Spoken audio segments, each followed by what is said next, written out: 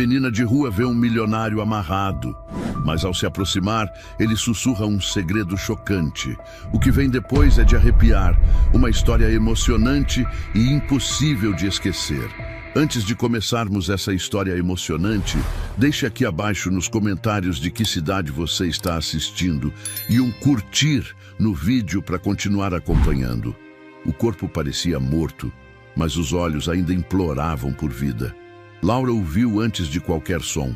A poeira da estrada ainda girava no ar quando ela parou atrás do velho Mandacaru, os olhos estreitos examinando o homem caído.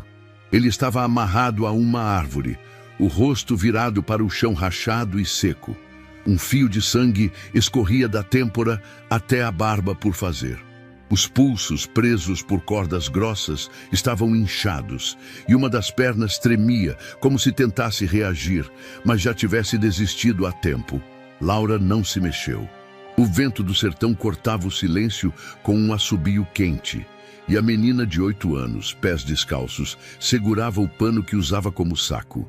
Tinha aprendido a não se aproximar de nada, ou ninguém que parecesse quebrado demais. Quem já estava no chão, ela sabia, podia se agarrar a você e te arrastar junto, mas então ele sussurrou. Água! A voz era um arranhão, quase sem forma, mas viva. Laura hesitou, olhou em volta. Nada. Só mato seco, um corvo solitário no céu e o cheiro de bicho suado misturado a sangue. Ela se aproximou devagar, os olhos atentos. Quando chegou perto o suficiente para ver o rosto dele inteiro, parou de novo.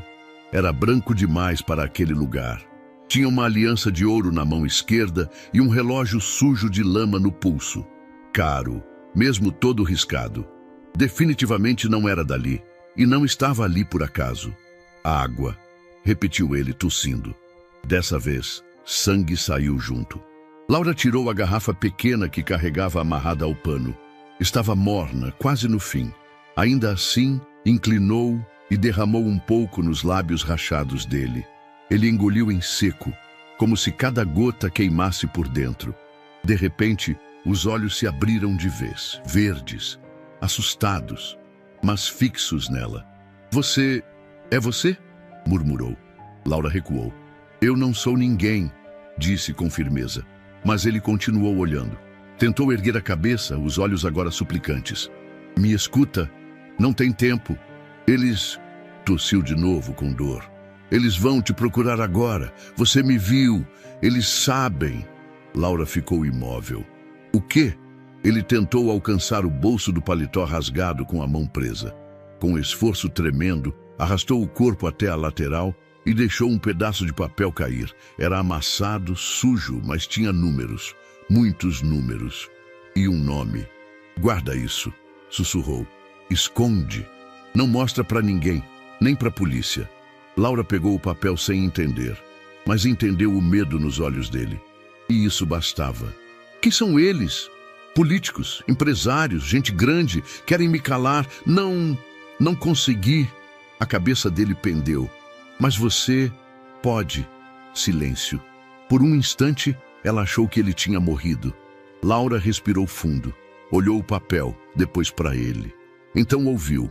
Um ronco de motor ainda distante, ecoando pela estrada. O tipo de barulho que a pele reconhece antes do ouvido. Ela se virou. Um carro se aproximava, devagar, preto, vidros escuros. Não era o tipo de carro que passava por ali. Laura deu um passo para trás, depois outro. O coração dela batia alto, como se avisasse, corre!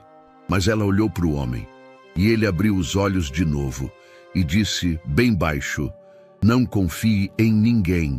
O carro se aproximava. Laura segurou o papel com força, olhou para os dois lados da estrada vazia e tomou uma decisão em 1 segundo. Correu. Sumiu no mato seco, os pés cortando espinhos, o papel escondido no bolso. Atrás dela, o carro parou. 2 homens desceram sem pressa. Mas Laura já estava longe e carregava, sem saber, o segredo que poderia destruir todos eles. A porta do galpão rangeu baixo quando Laura empurrou com o ombro.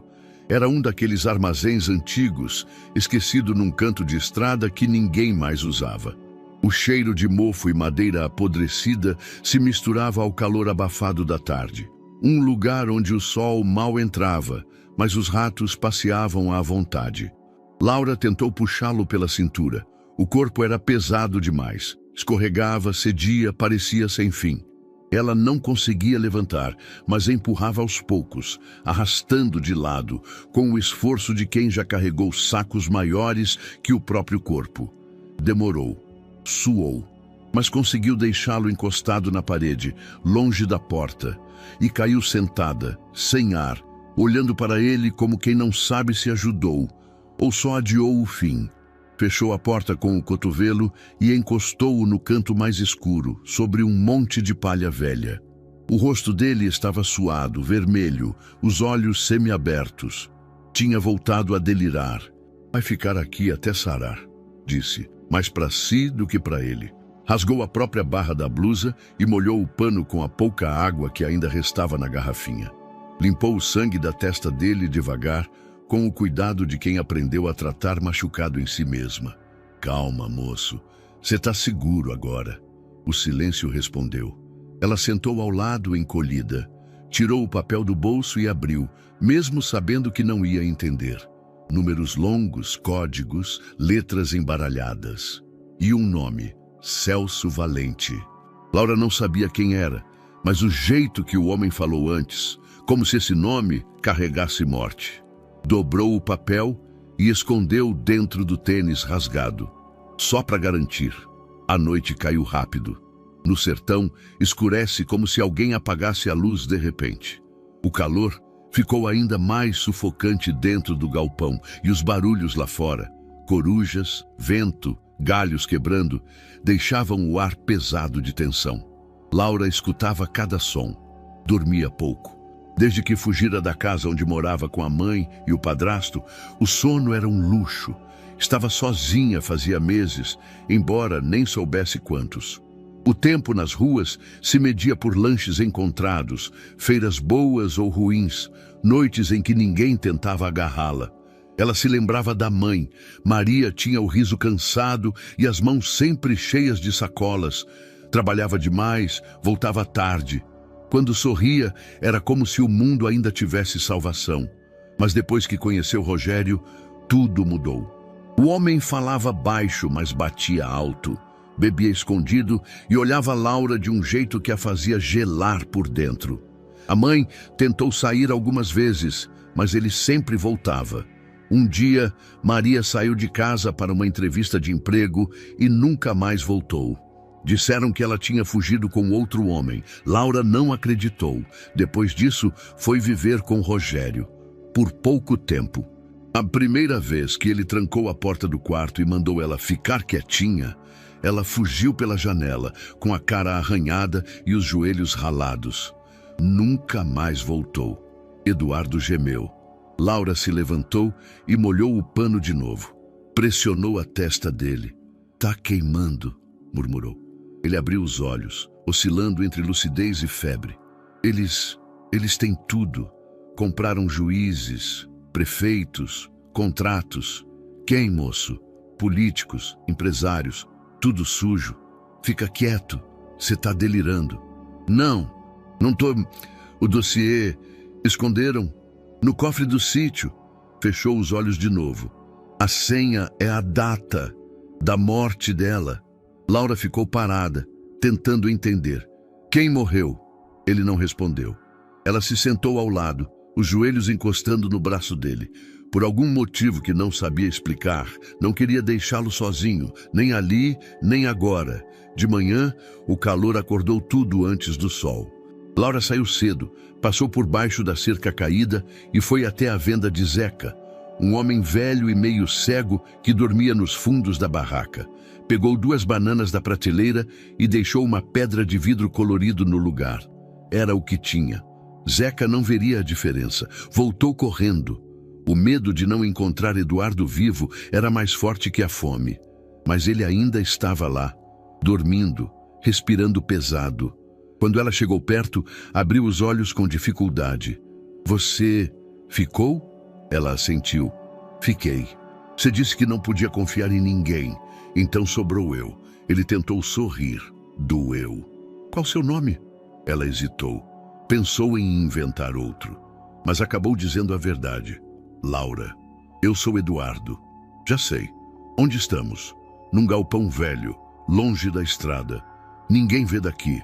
É seguro. Ele assentiu com dificuldade. Obrigado, Laura. Ela se encolheu. Não estava acostumada à gratidão. Enquanto ele dormia de novo, ela olhou pela fresta da parede. O céu estava claro, azul de doer. Ao longe, podia ver uma caminhonete velha passando devagar pela estrada. Não era o mesmo carro da noite anterior, mas todo o veículo agora parecia ameaça. Ela voltou para dentro, sentou ao lado dele e olhou o tênis. O papel ainda estava lá. Ainda guardava um segredo que nem sabia nomear, mas já sentia o peso. E talvez, só talvez, não estivesse mais tão sozinha. O sol ainda não havia rompido a névoa quando Laura amarrou o pano em volta da cintura como um avental improvisado e encostou o ouvido na testa de Eduardo. A febre não baixava. Ele suava, murmurava coisas desconexas e o corpo parecia ainda mais leve, o que só podia ser ruim. Ela sabia o que vinha depois da febre alta. Tinha visto um menino morrer disso numa praça, quando morava sob o coreto da cidade. Começou tremendo, terminou quieto. Gente sem nome sempre morre calada. Laura não queria que ele morresse. Tomou uma decisão. A estrada de terra se estendia como uma serpente entre o mato ralo e as cercas tortas. Laura puxava Eduardo por cima de uma carroça velha que achou encostada num barracão abandonado. Cobriu-o com um lençol manchado que encontrou entre trapos e partiu com passos curtos. O corpo curvado sob o sol que já ameaçava abrir o dia com violência. O posto de saúde clandestino não era exatamente um segredo, mas também não era para qualquer um. Ficava atrás de um galpão de sementes com uma placa que dizia Oficina do Toinho, embora ninguém ali consertasse nada além de corpos. Toinho não era médico, mas tinha aprendido a suturar com um enfermeiro aposentado e se considerava um salvador informal. Sabia lidar com tiros, pancadas e febres que matavam. Quando Laura chegou, o cachorro da frente latiu. Ela fez sinal de silêncio e apontou para o homem desacordado na carroça. Toinho apareceu na porta, camiseta furada e olhos que não dormiam há 3 dias. Mas que coisa é essa, menina? Tá morrendo, precisa de ajuda. Ele se aproximou. Quando puxou o lençol, o rosto de Eduardo apareceu. Toinho arregalou os olhos. Esse homem pode ajudar ou não? Toinho hesitou. Depois, fez sinal. Rápido. Entra por trás. Ninguém pode ver. A maca improvisada era uma porta arrancada de um armário, apoiada em tijolos. Toinho limpou o suor da testa e tirou o relógio de Eduardo, olhando-o como se tentasse decifrar um enigma. Eu conheço esse cara, já vi ele na TV. É o dono daquelas empresas grandes, construtora, sei lá. É perigoso? Perigoso é o mundo que gira em volta de gente assim. Laura cruzou os braços. Ele me deu um papel. Disse que tem gente querendo calar ele, que não era para confiar em ninguém. Toinho parou. Ele te falou isso? Ela assentiu. E você confiou? Laura pensou por um segundo. Confiei que ele estava morrendo? Isso é fácil de ver. Toinho balançou a cabeça, impressionado com a dureza contida naquela frase. Vou ver o que dá para fazer. Mas você fica de olho na porta. Qualquer coisa estranha, corre. Entendeu? Entendi. Enquanto Toinho cuidava de Eduardo, Laura saiu e se sentou ao lado da rádio quebrada do galpão. Alguém tinha ligado o aparelho, que pegava uma estação com chiado, mas transmitia vozes. Continua o mistério sobre o desaparecimento de Eduardo Maia, empresário cearense, dono da Impremil Engenharia. Informações indicam que ele teria sido vítima de um sequestro relâmpago. A polícia não confirma detalhes. Laura levantou os olhos devagar. Então, ele era realmente importante. Ela voltou para dentro. Toinho estava passando uma faixa no peito dele, agora um pouco menos vermelho, mais estável. Seu amigo apareceu nas notícias, disse ela seca. Toinho olhou para ela, depois para Eduardo. Então é ele mesmo. Vai sobreviver? Se a febre baixar, sim, tá melhorando. Não vai contar para ninguém, né? Você confia fácil, menina? Não, mas você não parece ter para onde correr. Toinho riu, um riso curto, áspero. Nem eu, nem ele, e agora nem você. No fim da tarde, Eduardo abriu os olhos. Estava deitado, a boca seca, os membros pesados. A luz fraca entrava pelas frestas da tábua e iluminava o teto rachado. Não reconhecia o lugar, mas sentia que estava vivo, o que já era milagre. Laura estava sentada ao lado, mexendo numa caixa de remendos, costurando a barra do próprio short com linha de pesca. Onde? Num lugar seguro. Pelo menos por enquanto. Eduardo ergueu os olhos devagar. Você me tirou de lá? Ela assentiu, sem emoção. Tinha um carro chegando. Achei que era melhor correr. Ele ficou em silêncio por um tempo. Você salvou minha vida. Você me deu um papel. Disse que iam vir atrás de mim por causa disso. Achei melhor ficar viva também. Ele forçou um sorriso. Esperta. Qual é seu nome mesmo? Laura. Quantos anos? 8. Eduardo balançou a cabeça, ainda processando. 8 anos. E já me carrega numa carroça por estrada de terra. Você era mais leve do que um saco de mandioca. Já carreguei coisa pior. Ele riu, tossiu em seguida. Depois ficou sério. Laura, aquele papel, onde ele tá? Ela parou. Guardei. Posso ver? Não. Eduardo a encarou. Por quê? Porque você disse que não era para confiar em ninguém. Nem em polícia, nem em adulto, nem em você. O silêncio pesou. Ele respirou fundo. Você tem razão. Laura soltou o tecido, pegou um copo com água e entregou a ele. Não precisa confiar em mim também. Mas estou aqui. Eduardo bebeu com calma. O olhar dele já estava mais limpo, mais firme. E pela primeira vez, ele reparou de verdade na menina à sua frente. Pele queimada de sol, olhos fundos, mas atentos. Uma expressão que não combinava com a idade. Você vive sozinha? Desde que minha mãe sumiu. E o pai? Nunca apareceu. Só o homem que ficou depois. Era ruim? Ela assentiu. Muito. Ele fechou os olhos, como se digerisse uma dor que não era só dele. E por que me ajudou? Porque você estava preso e ferido, e ninguém merece morrer assim. Nem você. Eduardo não disse nada. O mundo dele, cercado por cifras, contratos, poder, nunca tinha abrigado alguém como Laura. Mas naquele instante entendeu. Estava ali por um motivo maior que qualquer transação. E talvez, só talvez, aquele motivo tivesse um nome. Laura. A madrugada ainda não tinha se instalado por completo quando o cachorro latiu pela segunda vez. Laura acordou com o som seco e urgente, como se o animal estivesse avisando algo que ninguém queria ouvir. Levantou devagar do chão duro e se aproximou da janela coberta com um lençol sujo. Toinho dormia numa rede improvisada do lado de fora, mas o cachorro, até então preguiçoso, agora rosnava firme, focado na entrada lateral. Ela escutou outro som, passos no cascalho. Não eram passos apressados, eram ritmados, frios. Toinho, ela sussurrou. Nada.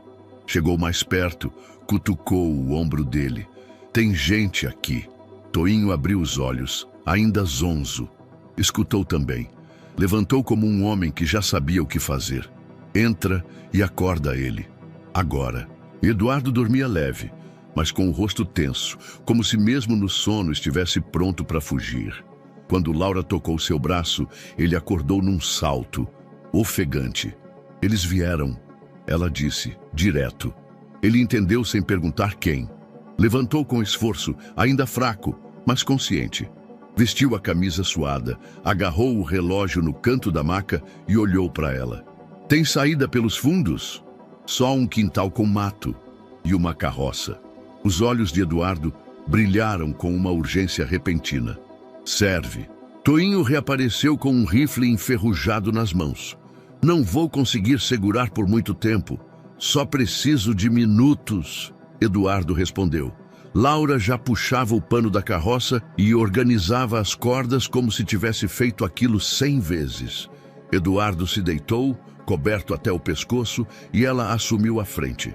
As mãos pequenas seguraram as rédeas do jegue magro e mal-humorado que mal se movia, até que ela gritou: "Vai, bode!" O animal arrancou num trote trêmulo, mas funcional. Enquanto sumiam pela trilha de mato, um carro parava em frente ao posto. 3 homens desceram em silêncio, todos armados. Toinho os recebeu com o rifle abaixado e um olhar sem medo. A estrada de terra estava fria ao toque, com a neblina da manhã começando a engolir os contornos das coisas. Laura conduzia com firmeza, as mãos firmes, os olhos atentos. Eduardo espiava pelas frestas da carroça. "Como você sabia o que fazer?" Ela não respondeu de imediato. "A gente aprende." "Com quem?" Silêncio. "Com a vida", disse enfim. O mato os engoliu. Horas depois, quando pararam para respirar, Eduardo estava suado, mas mais alerta. Laura soltou o jegue e ofereceu a ele uma coxa de frango fria que tinha guardado do dia anterior. Sentaram sob a sombra de uma árvore seca. A estrada desaparecia atrás deles. "Já fugiu antes?" ele perguntou. Ela mordeu o lábio. Depois assentiu. "De onde?" Ela olhou para o chão. A poeira cobria os dedos dos pés. "Da casa. Do homem que morava com minha mãe. Um dia ele fechou a porta, tirou o cinto. Eu pulei a janela. Ralei os braços, mas corri. Nunca mais voltei." "Quantos anos você tinha?" 6. Eduardo respirou fundo. Tentou disfarçar o impacto, mas falhou. Laura notou. "Não precisa sentir pena." "Não sinto pena, sinto raiva." Ela ergueu os olhos, surpresa. "De quem? De quem deixou você viver isso?" Ela soltou um riso curto, quase cínico. "Todo mundo deixou. Ninguém liga para quem dorme na calçada." "Eu ligo." Ela parou. Foi a primeira vez que ele disse algo assim. "Por quê?" "Porque você me salvou. E porque você tem o direito de ser cuidada." Laura não respondeu, mas mordeu com mais calma a coxa de frango. Era a primeira refeição que fazia ao lado de alguém sentado, em silêncio, sem pressa, desde que a mãe desaparecera. Quando retomaram a viagem, Laura olhava para frente com uma expressão difícil de decifrar. Eduardo a observava deitado na carroça. "Você tem medo de quê?" Ela não respondeu logo. Depois falou: "De tudo." "De tudo?" "De que me peguem, de que você desapareça, de que me levem para um abrigo, de dormir e não acordar. Mas, quando eu tô correndo não sinto nada, nem medo." Ele sorriu, um sorriso triste. "Eu acho que entendo. Duvido." "Eu também fugi, Laura." Ela olhou para ele, curiosa. "Mas você é rico. Rico não corre menos." Ela pensou nisso. Depois, pela primeira vez, sorriu de verdade. "Você corre devagar, mas pelo menos corre certo." Quando o sol ameaçou nascer, eles encontraram abrigo embaixo de uma ponte de ferro abandonada. Era úmido, mas discreto. Eduardo deitou sobre uma lona improvisada e Laura, deitada a 1 metro dele, ficou olhando o céu que se acinzentava acima da estrutura. "Você sabe para onde a gente está indo?" "Ainda não," ele respondeu. "Então é a mesma coisa de sempre." "Como assim?" "Fugir sem saber se tem onde chegar." Eduardo virou o rosto, olhou para ela. "Só que dessa vez, você não está sozinha." Ela não respondeu, mas não fechou os olhos por um bom tempo, como se não quisesse perder aquele momento, ou aquela promessa. A caminhonete subiu pela estrada de terra serpenteando entre mandacaros e cercas de arame farpado até alcançar os portões da fazenda. O portão estava entreaberto, como sempre, mas nada naquele lugar parecia receptivo. Laura olhava tudo em silêncio do banco do carona. O vidro aberto deixava o vento entrar com cheiro de terra quente. Era o tipo de lugar onde ela nunca tinha sido bem-vinda. Eduardo, ainda abatido, guiava com uma expressão endurecida. O rosto marcado pela febre dava lugar a um homem que retomava o controle, mas o olhar dele ainda buscava algo. Talvez a lógica em tudo aquilo. "É aqui que você mora?" Laura perguntou, sem esconder a dúvida. "É." Ou morava. Não sei mais. Ele parou o carro diante da casa principal. Uma construção simples, de alvenaria clara e telhado de barro. A varanda, cercada por cadeiras de madeira e vasos pendurados, contrastava com o vazio ao redor. Vai ter gente aqui? Pouca. 2 funcionários fixos, um caseiro e uma cozinheira que só aparece de vez em quando. Ninguém deve saber que estou de volta ainda. Laura não desceu. Ficou com a mão na maçaneta hesitando. E se mandarem eu ir embora? Aqui, quem manda sou eu. Ela ainda não parecia convencida, mas desceu. O caseiro apareceu primeiro. Chamava-se Juca. Tinha cabelos ralos e um boné desbotado preso à cabeça, como se fosse extensão do couro cabeludo. Seu Eduardo? A voz saiu arranhada. Pensei que o senhor estava sumido. E estava. Eduardo respondeu. Preciso de uns dias. Privacidade, nada de visitas. Juca olhou para Laura com olhos que queriam perguntar, mas não ousaram. Ela é da família?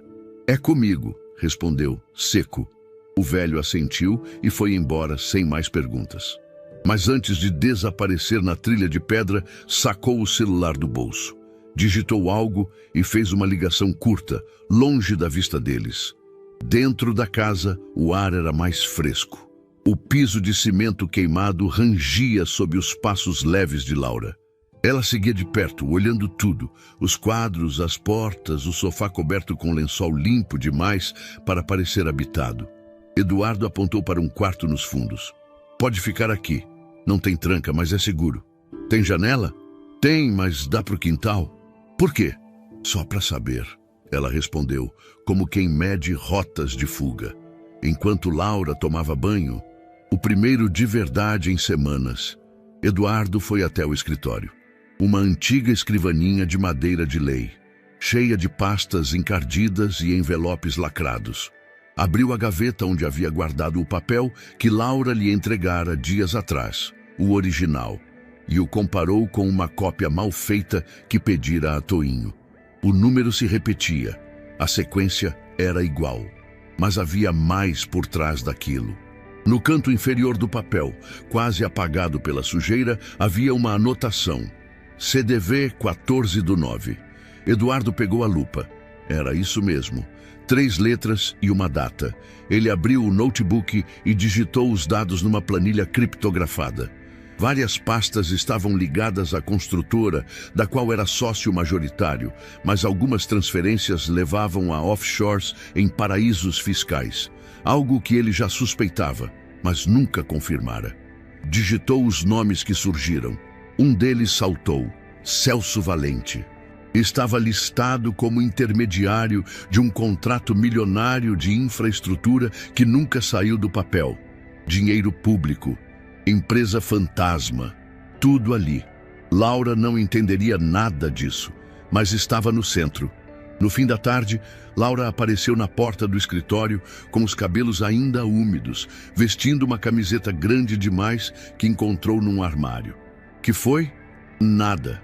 Só queria saber se você vai sair. Não hoje. Ela hesitou. Posso ficar aqui mesmo? Uns dias? Vai ficar o tempo que quiser. Ela assentiu sem sorrir. E se alguém perguntar quem eu sou? Eu vou dizer que é minha responsabilidade. Mesmo se quiserem me levar... Eduardo fechou o notebook e olhou para ela. Eu deixei muita coisa acontecer sem impedir. Não vou repetir. Ela encostou na porta como se não tivesse forças para dizer obrigado. Tem comida? Ele levantou e foi com ela até a cozinha. O fogão era a gás, mas a geladeira estava quase vazia. A cozinheira vem só quando chamo. Hoje vamos improvisar. Laura pegou ovos, farinha e um tomate. Preparou uma mistura na frigideira, como quem já conhecia aquela rotina. Aprendi a fazer quando dividia um galpão com 2 meninas. A gente fazia isso e comia com a mão. Eduardo observava em silêncio. Ela mexia na panela como quem misturava sobrevivência. E elas? Ele perguntou. Sumiram. Uma foi levada por uns caras. A outra disse que ia tentar ir para o sul. Nunca mais vi. Eduardo sentou e pegou um prato. A comida era simples, mas quente. Enquanto comiam, o celular de Laura vibrou, mas era só o alarme que ela usava como lembrete. Não confiar demais. Ela desligou sem comentar. Na área externa, o céu começava a escurecer com tons de laranja e púrpura. Um silêncio pesado se instalou, quebrado apenas pelo canto de um pássaro distante. No curral, Juca observava de longe. Desligou o telefone com um aceno lento da cabeça. "Tão de volta", disse a alguém do outro lado da linha. "E tem uma menina com ele, sozinha. Não parece ser parente, não." Naquela noite, Eduardo trancou o portão pela primeira vez em meses. Passou por cada janela, checou fechaduras, desligou as câmeras que ainda restavam da última reforma de segurança. Ele não sabia exatamente quem sabia que ele estava de volta, mas sabia que Laura carregava algo que ninguém mais podia ter. E se o que viu nos papéis fosse verdade, ela não era só uma menina de rua. Era uma peça-chave. E por isso mesmo já não podia mais ficar longe dele. O som da televisão velha, guardada no armário da sala, voltou à vida numa manhã morna, quando Eduardo decidiu ligá-la pela primeira vez desde que retornara à fazenda. O sinal não era bom e a imagem oscilava entre chuviscos e fantasmas de cores. Mas a voz do apresentador ecoava com clareza suficiente para cortar o ar. E, em notícia de última hora, o empresário Eduardo Maia, desaparecido desde a semana passada, foi visto em sua fazenda no interior. A informação não foi confirmada pela família, mas vizinhos relataram movimentação na propriedade e uma presença feminina não identificada. Laura, que terminava de lavar um prato no tanque do quintal, congelou por um instante ao ouvir seu nome. Ou melhor, o nome dele. Caminhou devagar até a porta da sala e viu Eduardo em pé, estático diante da TV. "Se apareceu?" "Parece que sim", ele respondeu seco. A imagem mostrou a frente da fazenda, gravada de longe, com zoom exagerado. Um repórter segurava o microfone e narrava. A fazenda onde ele cresceu também é sede de uma das empresas de logística rural da família Maia, o que levanta questões sobre sua possível reaparição discreta após rumores de um sequestro. Fontes não confirmadas indicam que ele pode estar se recuperando de ferimentos e a polícia estaria investigando supostos nomes envolvidos no caso. A lista começou, rápida, como uma batida. Entre os mencionados está o deputado Celso Valente, citado em documentos sigilosos, ainda sem confirmação oficial. O nome soou como um tiro abafado. Eduardo desligou a TV. O silêncio foi imediato. Laura continuava na porta. Era aquele nome do papel.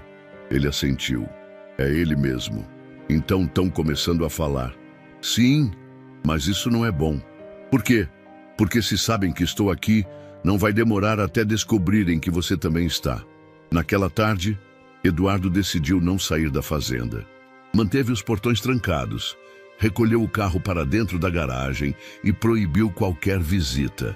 Mandou uma mensagem direta para o advogado em Fortaleza, pedindo discrição total. Mas Laura estava inquieta. "Você disse que a gente precisava de comida, né? Eu peço por aplicativo. Tem entrega até aqui. Mas é devagar e você está fraco. Eu posso ir na feira." Eduardo hesitou. "Tem certeza? Ninguém vai me reconhecer. Não é sobre você, é sobre quem pode estar lá também. Eu sei andar. Só vou pegar arroz, farinha e voltar, sem papo."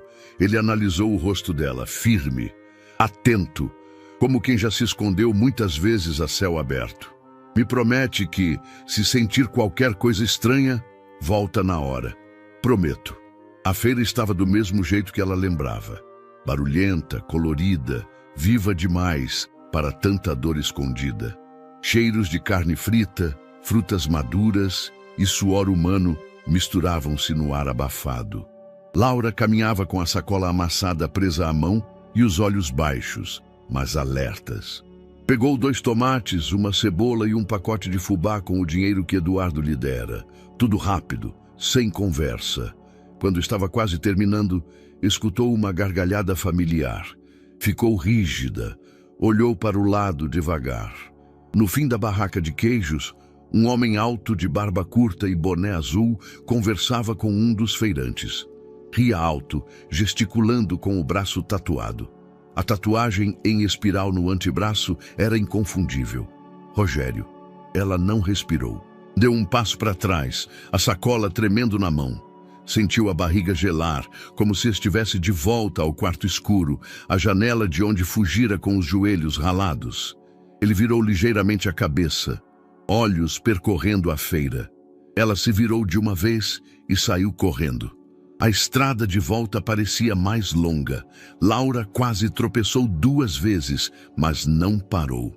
Só quando alcançou o portão da fazenda, arfando, os olhos cheios de pavor, é que Eduardo a viu. O que houve? Ela não respondeu. Entregou a sacola e foi direto para o quarto. Trancou-se, sentou no canto da cama e tremia. Eduardo foi atrás, bateu com delicadeza. Laura? Silêncio. Fala comigo. Eu vi ele. Quem? O Rogério, o homem que morava com minha mãe. Eduardo encostou a testa na porta. Ele te viu? Não sei, mas ele estava lá. Onde? Na feira. Eduardo apertou os olhos. Sentiu um nó no estômago. Abriu a porta devagar e entrou. Ela não o impediu. Você fez o certo vindo embora. Ele disse. Ele vai me levar. Ninguém vai te levar. Ela o encarou, olhos arregalados. Você não sabe do que ele é capaz. Mas eu sei do que você é. Ela arregalou mais os olhos, sem entender. O que eu sou? Forte, corajosa, e agora não está mais sozinha. Ela chorou, silenciosamente, sem soluço, como quem aprendeu a derramar só o suficiente para aliviar a alma. Eduardo sentou ao lado, sem tocar, só dividindo o silêncio. Naquela noite, ele trancou a casa. Não só os portões, mas todas as entradas. Fez café com leite quente e dividiu com ela. Comeram na varanda, sem dizer muito. A televisão continuava desligada, mas os nomes já estavam soltos. Os rostos expostos e os olhos perigosos, agora sabiam onde procurar. O sol já estava alto quando o contador chegou à fazenda. O carro branco parou na entrada e, por um momento, Eduardo hesitou se devia mesmo recebê-lo ali. Mas precisava de alguém que entendesse números como ele nunca entendeu pessoas. O homem desceu do veículo com uma pasta de couro sob o braço e uma expressão desconfiada. Chamava-se Aloísio. Usava óculos com lentes grossas e falava baixo, como quem sempre tem algo mais sério a dizer depois da frase final. Trouxe tudo o que você pediu, disse, estendendo a mão. Eduardo o cumprimentou em silêncio. Depois o conduziu até o escritório nos fundos da casa. Laura observava da cozinha, com uma toalha de prato entre as mãos. Reconheceu o tipo. Gente arrumada demais para aquele lugar. Tinha aprendido a perceber quando alguém vinha resolver coisa séria. 2 horas depois, chegaram o advogado e os papéis impressos.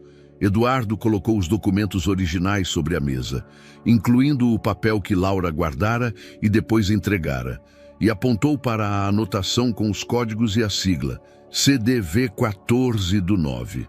Isso aqui é a ponta de alguma coisa, disse ele. O advogado, um homem de fala pausada chamado Silas, folheava os arquivos com a serenidade de quem já viu demais. A CDV pode ser uma conta-código ou uma sigla para um centro de despacho financeiro, mas o que me preocupa é essa data. O que tem ela coincide com a assinatura de um aditivo no contrato da Impremil com o governo do estado. Um valor altíssimo entrou na conta de uma empresa que só existe no papel. Aloísio acrescentou. E o nome que aparece lá, Celso Valente, está vinculado a outras 4 empresas fantasma. Uma delas recebeu R$1.200.000, 3 dias após esse contrato. Eduardo encostou-se na cadeira. Lavagem de dinheiro, então? Silas assentiu.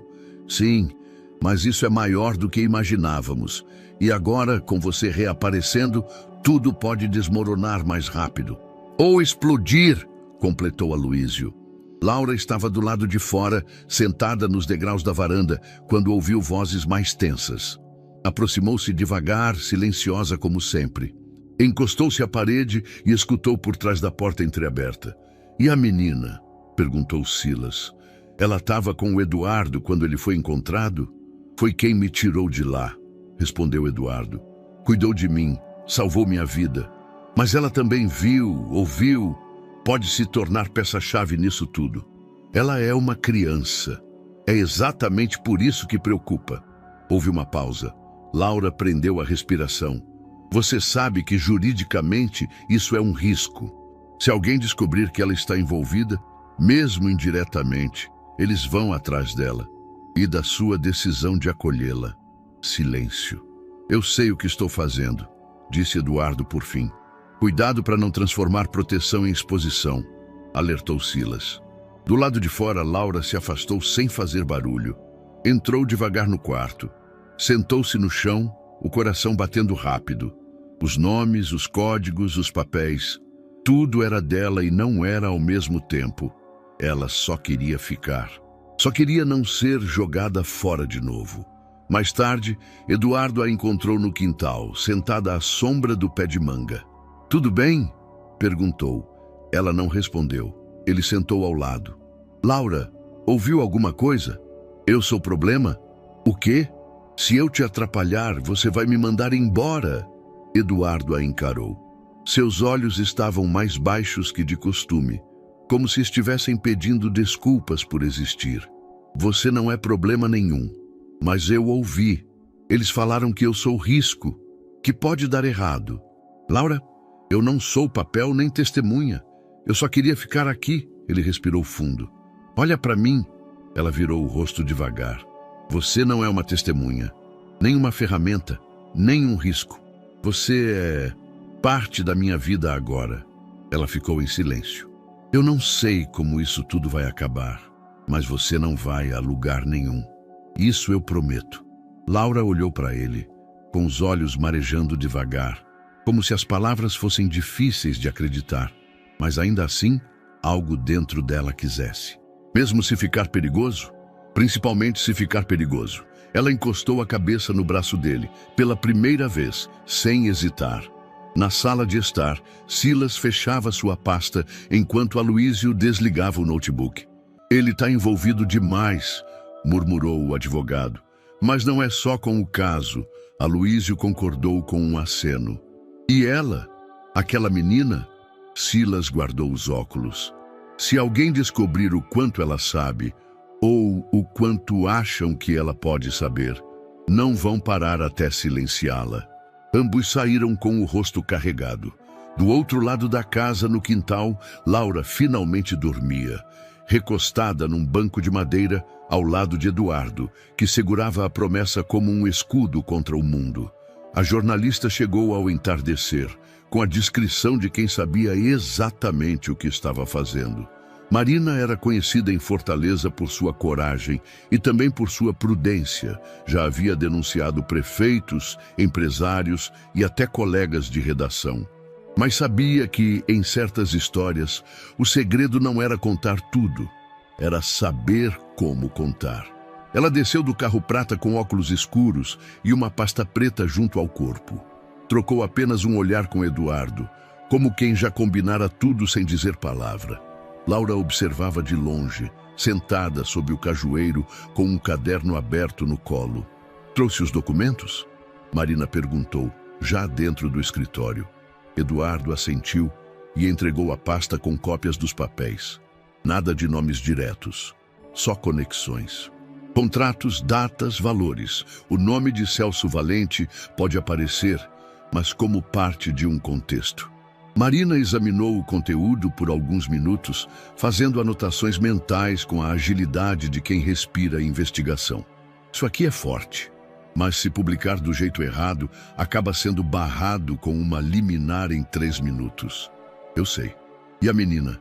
Eduardo se inclinou um pouco. Nada dela aparece. Nada.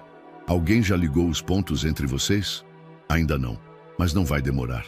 Marina fez uma última anotação e fechou a pasta. Eu preciso de 3 dias. A matéria sai no domingo, como especial, sem assinatura. Só equipe de redação. Você segura até lá? Eduardo olhou pela janela. Laura escrevia algo no caderno com o rosto tenso. Seguro. A matéria saiu como prometido. Era domingo de manhã quando Eduardo ligou a televisão e viu a manchete. Esquema bilionário de contratos irregulares no interior é alvo de investigação silenciosa. O texto, lido em off, não citava ninguém diretamente, mas as entrelinhas estavam todas lá. Empresas laranjas, aditivos suspeitos, movimentações incompatíveis com os serviços entregues. E entre os nomes disfarçados por siglas, os conhecedores sabiam. Celso Valente era um deles. Laura assistia de longe, sentada no sofá, apertando uma almofada como se fosse escudo. "Vão saber que é você?" ela perguntou.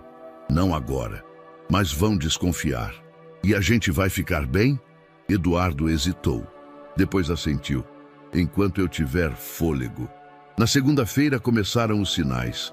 Primeiro foi o padeiro da cidade, que olhou para Eduardo com mais tempo do que o necessário. Depois, a atendente do mercado, que gaguejou ao entregar o troco. Na terça, um carro preto ficou estacionado em frente à fazenda por quase meia hora, com os vidros escuros e o motor ligado. Depois partiu sem qualquer explicação. Na quarta, o funcionário que cuidava da irrigação pediu demissão. "Agradeço por tudo, seu Eduardo, mas minha mulher está nervosa. Disse que ouviu conversa demais na praça. Eu não quero confusão para a família." Eduardo não discutiu, apenas agradeceu e o deixou ir. Laura sentia. Sentia no silêncio de Eduardo, no modo como ele começou a checar trancas 2 vezes por noite, no volume mais baixo da televisão, nas conversas sussurradas ao telefone. Mas sentia, principalmente, no jeito como ele a olhava agora. Não com medo, mas com uma urgência diferente. Uma noite, quando a luz já estava apagada e o barulho dos grilos tomava conta da casa, ela bateu na porta do quarto dele. "Posso entrar?" Eduardo acendeu o abajur. "Claro!" Ela entrou de meias, com o caderno na mão. "Eu não gosto mais quando as coisas ficam quietas. Antes, o silêncio era bom. Agora ele parece que vai gritar." Eduardo fechou o livro que lia e se virou totalmente para ela. "Eu vou te perguntar uma coisa", disse. "E quero que você responda com sinceridade." Ela assentiu. "Você quer ir embora? Ir para algum lugar onde ninguém te conheça? Onde ninguém saiba de nada disso?" "Não? Tem certeza?" "Tenho medo. Mas ficar aqui com você me dá menos medo do que estar sozinha em qualquer outro canto." Ele abaixou a cabeça, aliviado. "Então você vai ficar. E eu vou proteger você. Isso vem antes de qualquer papel, denúncia, justiça ou vingança." Ela se aproximou. "Mesmo se todo mundo se virar contra a gente?" "Mesmo assim." Laura abriu o caderno e mostrou um desenho. Era simples, feito com lápis preto. Ela e Eduardo sentados num banco, debaixo de um cajueiro. O céu cheio de estrelas. "A gente não tá grande demais para caber nesse papel", ela disse. "Mas tá perto o bastante para parecer família." Eduardo sorriu, emocionado. "Talvez seja isso mesmo." Ela voltou para o quarto em silêncio. Na sala, a televisão mostrava a matéria reprisando.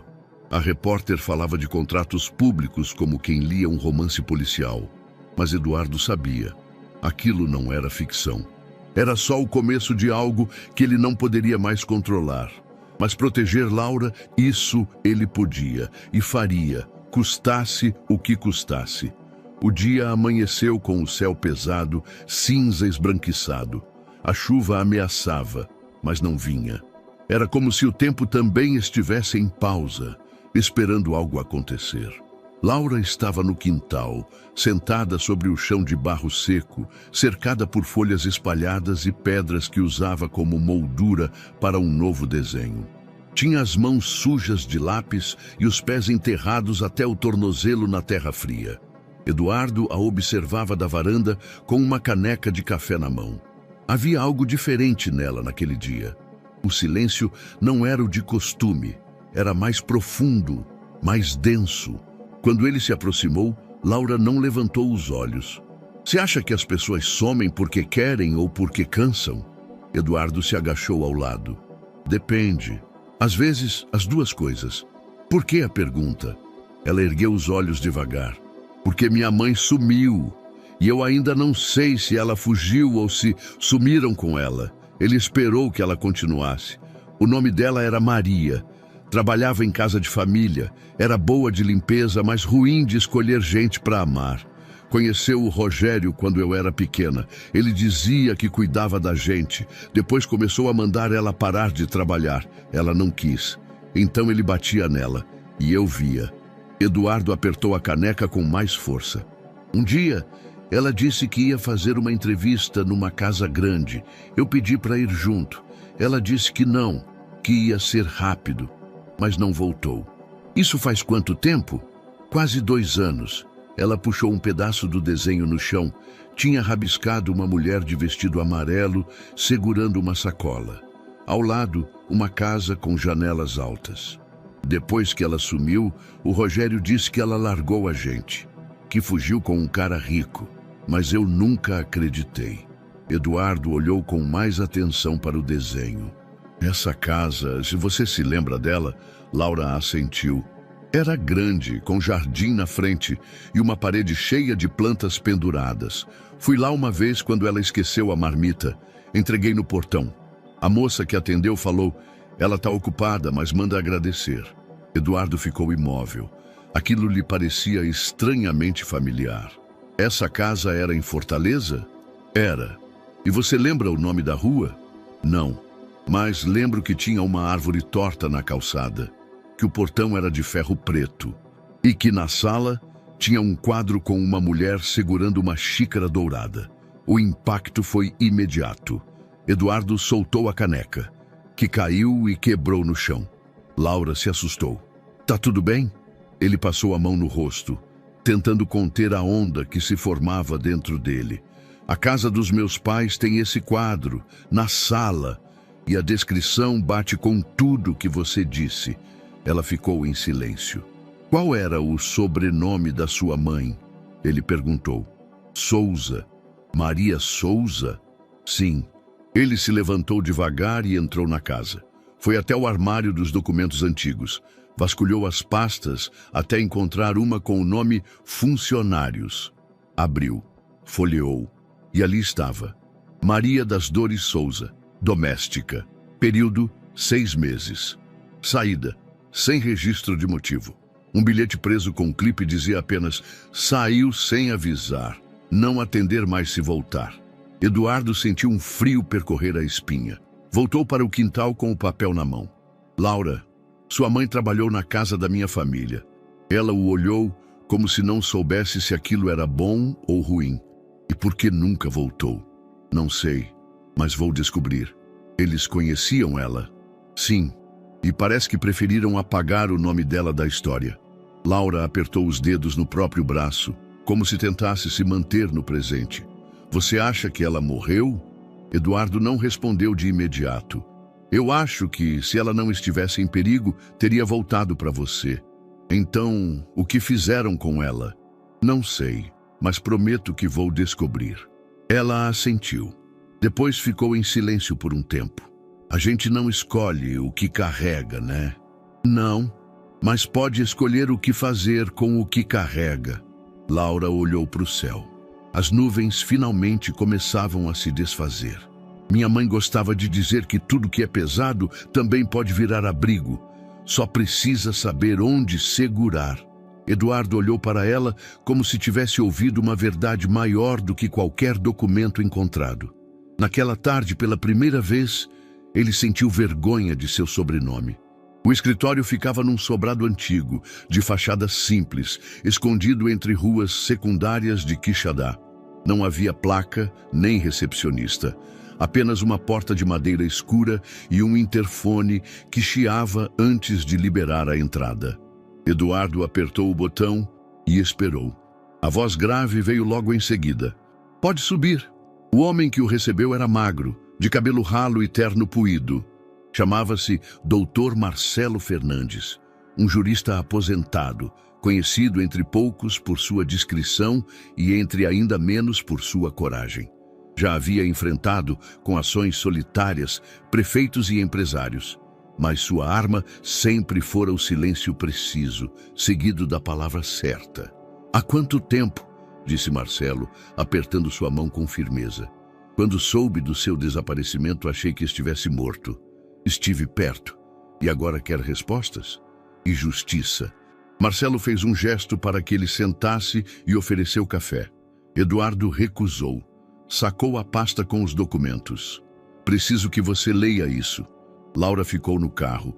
Eduardo pediu que ela esperasse com o vidro aberto e uma garrafinha de água. Disse que seria rápido. Ela assentiu, mas o coração não estava tranquilo. O prédio era velho, o bairro desconhecido, e algo no jeito de Eduardo naquele dia a deixava inquieta. Dentro da sala, Marcelo examinava os papéis com atenção cirúrgica. Silêncio absoluto por longos minutos. Eduardo observava cada mudança de expressão, cada franze de testa. Isso aqui não é só corrupção, disse enfim. É estrutura, cadeia, uma rede de contratos forjados que lavam dinheiro por meio de exploração de trabalhadores no interior, principalmente mão de obra rural, analfabeta, gente sem CPF, sem registro, invisível. E quem está por trás? Empresários, sim, mas também políticos com base eleitoral forte. Usam as empresas como fachada. Assinam contratos públicos para obras que nunca saem do papel, mas o dinheiro circula, e parte disso volta como financiamento de campanha. E os nomes que aparecem? Marcelo indicou com o dedo. Aqui, Celso Valente. Aparece em 3 contratos. Mas olha isso, virou a folha. Este nome aqui, M.A. Souza, aparece como testemunha em um contrato da prefeitura de Acopiara. Eduardo franziu a testa. Maria das Dores Souza? É provável. Se for, ela foi envolvida nesse esquema sem saber. Talvez tenha visto algo que não devia. E isso pode ter motivado o desaparecimento dela. Ou pior, Eduardo olhou para a pasta com raiva contida. E a Laura? O nome dela não aparece diretamente, mas você sabe como essas coisas funcionam. Se ela for associada a Maria, e se alguém achar que ela pode ter escutado algo, lembrado de algo, ou apenas servir como ferramenta de chantagem, ela vira alvo. Ela não sabe de nada. Mas o que ela representa, isso pode ser o suficiente. Eduardo passou a mão no rosto. Estava cansado, sim, mas principalmente perturbado. Começava a entender que o buraco era ainda mais fundo do que pensava. Laura, impaciente no carro, saiu. Encostou-se à lateral do prédio e ouviu vozes abafadas vindo da janela do andar de cima. Estava entreaberta. Ela se aproximou, sem pensar, como quem apenas quer saber se ainda é parte da conversa. Ouviu. A menina pode ser peça-chave, pela ligação com a Maria. E se alguém descobrir isso, vão atrás dela. Ela está mais envolvida do que imagina. Laura não entendeu todas as palavras, mas entendeu o suficiente. Peça-chave. Vão atrás dela, mais envolvida do que imagina. Aquelas frases dispararam em seu peito como socos. Ela recuou, deu meia volta e saiu correndo. Eduardo desceu poucos minutos depois. O carro estava vazio. Chamou por ela. Nada. Correu até o lado de fora, olhou em volta. A rua era um rio de carros velhos e buzinas. Nada. Laura, nada. Laura correu até não conseguir mais. Sem olhar para trás, dobrou esquinas, passou por becos, atravessou uma rua onde quase foi atropelada por uma bicicleta. Parou apenas quando viu um ponto de ônibus velho. Sentou-se ali, ofegante. As palavras martelavam. Vão usar você. Peça-chave, mais envolvida do que imagina. Ela olhava em volta, esperando ver rostos conhecidos, vultos saindo das sombras. Fechou os olhos. Eduardo procurou por mais de 1 hora. Passou por mercados, padarias, subiu e desceu ruas. Parou em cada esquina. Mostrou uma foto antiga de Laura num celular para uma vendedora que disse tê-la visto correndo. Apontou a direção. Seguiu, quase tropeçando. Por fim, avistou a figura pequena encolhida no banco de cimento, os joelhos abraçados, o rosto escondido. Laura, ela não respondeu. Por que você fugiu? Ela levantou os olhos, vermelhos de chorar. Você disse que eu não era testemunha, que eu não era ferramenta. E é verdade, mas falaram que eu sou peça-chave, que vão atrás de mim. Eduardo ajoelhou-se à sua frente. Eu disse que você não está sozinha, mas se me acharem, vão te machucar também. E se eu te perder, não tem mais por que lutar. Ela ficou em silêncio. Laura, eu vou proteger você, mesmo que o mundo desabe. Você não é um arquivo nem uma chave. Você é uma pessoa, uma menina que merece viver sem correr. Ela olhou para ele por um instante. Depois, se jogou em seus braços. Eu não quero fugir mais. Então não vai. Ele a abraçou forte, como quem segura o mundo inteiro com as duas mãos. E ali, no meio da cidade, ao lado de um ponto de ônibus sujo, ela se permitiu ficar. Era madrugada quando Laura saiu. Silenciosa como só quem cresceu nas ruas aprende a ser. Pegou a mochila com 2 peças de roupa, o caderno de desenhos e uma garrafinha de água. Deixou o quarto devagar, os pés descalços deslizando sobre o chão frio da casa. Passou pela sala sem acender luz alguma. Não chorava, mas seus olhos diziam tudo. Lá fora, o portão estava trancado com um cadeado. Ela escalou pela lateral, como já tinha feito em galpões e prédios vazios. Do lado de fora, parou para respirar. A noite estava fria, mas o medo queimava por dentro. Não era raiva de Eduardo, era outra coisa. Era o terror infantil que ela não sabia nomear, mas que dizia: se ficar, vai machucar ele também. Voltar para as ruas foi mais duro do que da primeira vez. Antes, ela era só uma menina invisível entre outras. Agora, sabia que era procurada. Não pelos bons, mas pelos que enxergavam nela uma ponte, uma ameaça, um arquivo ambulante. Dormiu na rodoviária na primeira noite. Escondeu-se atrás de um muro de papelão que usava como colchão. Tentou comer o que achou perto de um mercado, mas foi enxotada com vassouradas. No terceiro dia, foi até um abrigo infantil improvisado em uma antiga escola, que abria vagas à noite para menores desacompanhados. Era comandado por freiras e voluntários, e Laura conhecia o lugar. Já havia passado por lá quando fugiu pela primeira vez, meses atrás. Nome? Perguntou uma mulher de jaleco. Laura Souza, respondeu seca. Quantos anos? 8. Parentes? Nenhum por perto. A mulher anotou. Deixaram-na entrar. Naquela noite, Laura dormiu em um colchão fino, entre outras crianças, dentro de uma sala que ainda cheirava a giz antigo e sabonete barato. Era frio, mas havia silêncio. E paredes. No dia seguinte, às 10 horas da manhã, um homem apareceu na recepção. Boné azul, braço tatuado, documento na mão. Vim buscar minha enteada, disse, com um sorriso que não alcançava os olhos. Tá aqui no nome de Laura Souza. Tem o papel de guarda provisória. A voluntária pegou o papel. Parecia oficial, com selo e assinatura. Mas havia algo forçado demais na urgência dele, no modo como falava seu nome, como se treinasse a naturalidade. A menina tá aqui, sim, disse a mulher, voltando-se para a freira ao lado. Mas ela não nos falou sobre responsável. Pode chamar ela? Rogério perguntou. Ela vai reconhecer. A freira assentiu e foi até a sala do fundo. Laura, que desenhava em seu caderno uma cena com uma árvore e 2 pessoas embaixo, sentiu um calafrio antes mesmo de a porta se abrir. A freira se aproximou. Tem um homem na recepção. Disse que é seu padrasto. Tá com um papel da justiça. Laura levantou como um gato acuado. A caneta caiu da mão. Como ele sabe que eu tô aqui? A freira hesitou. Disse que procurava há dias, que te ama muito, que quer você de volta. Ele mente, Laura disse com voz trêmula. Ele me bateu, ele tentou me prender. A freira olhou, agora preocupada. Você tem certeza? Absoluta. Fica aqui. A freira saiu com pressa.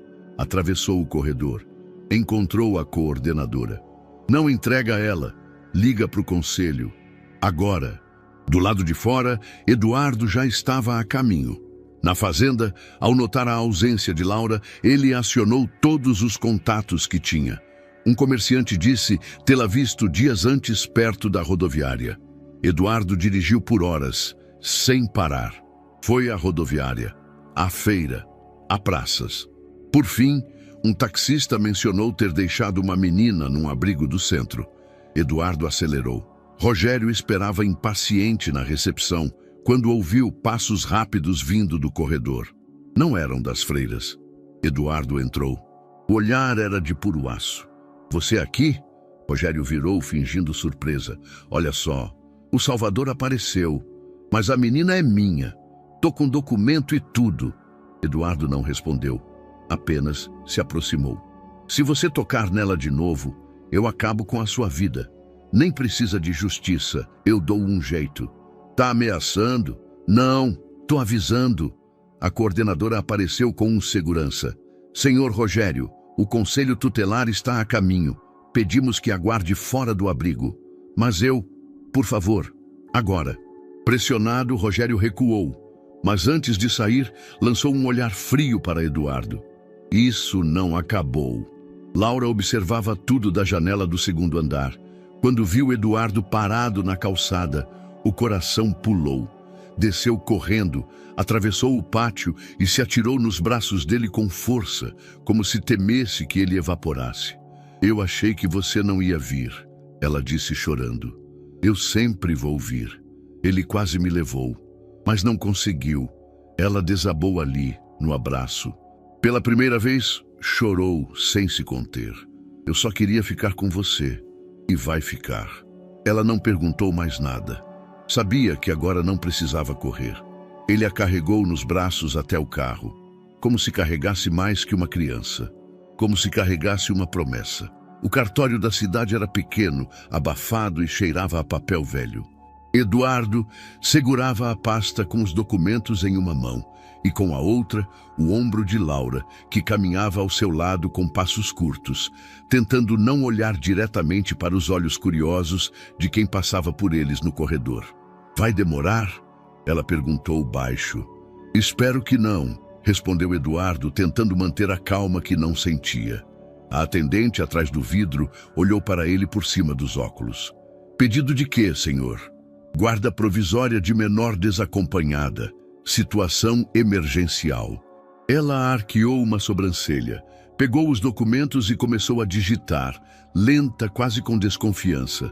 Vocês têm parentesco? Não, mas a criança está sob minha responsabilidade há semanas, sem registro de parentes, pai ausente, mãe desaparecida. A mulher soltou um e digitou mais. A assistente social será enviada à residência nos próximos dias, para a avaliação preliminar. E enquanto isso, aguarde contato. O juiz só analisa com parecer técnico. Eduardo assentiu. Pegou os papéis carimbados e conduziu Laura de volta para o carro. A gente pode ir embora? Ela perguntou. Por enquanto, sim. Ela soltou o ar, mas não sorriu. 3 dias depois, a assistente social apareceu sem aviso. O portão estava aberto e ela entrou com passos firmes, segurando uma prancheta e uma expressão neutra. Vestia calça de linho e uma blusa branca impecável. Os cabelos presos num coque apertado denunciavam que não aceitava desvios. Senhor Eduardo Maia? Perguntou já na varanda. Sim. E a senhora? Vanessa, sou a assistente do caso de Laura Souza. Ele assentiu e abriu espaço para ela entrar. Laura assistia da cozinha, segurando uma colher de pau como se fosse um escudo. Posso conversar com a menina sozinha? Perguntou Vanessa, já com a caneta preparada. Eduardo hesitou. Claro, mas com a porta aberta. Vanessa assentiu. Laura sentou na cadeira da sala e cruzou os braços. A assistente se sentou em frente, anotando enquanto falava. Seu nome completo? Laura Souza. Quantos anos? 8. Desde quando mora aqui? Não sei. Mas foi depois que tirei ele amarrado da estrada. Vanessa ergueu os olhos. Ele estava amarrado? Estava quase morrendo. Eu ajudei, depois ele me ajudou. Ele te obriga a ficar aqui? Laura franziu a testa. Não, eu quero. E antes disso, onde você morava? Na rua. E antes da rua? Com o homem que batia na minha mãe. Vanessa fez anotações rápidas. Você se sente segura aqui? Laura olhou para Eduardo, que fingia ler um jornal velho na outra sala. É o único lugar que eu durmo sem colocar o armário na frente da porta. Vanessa não respondeu de imediato.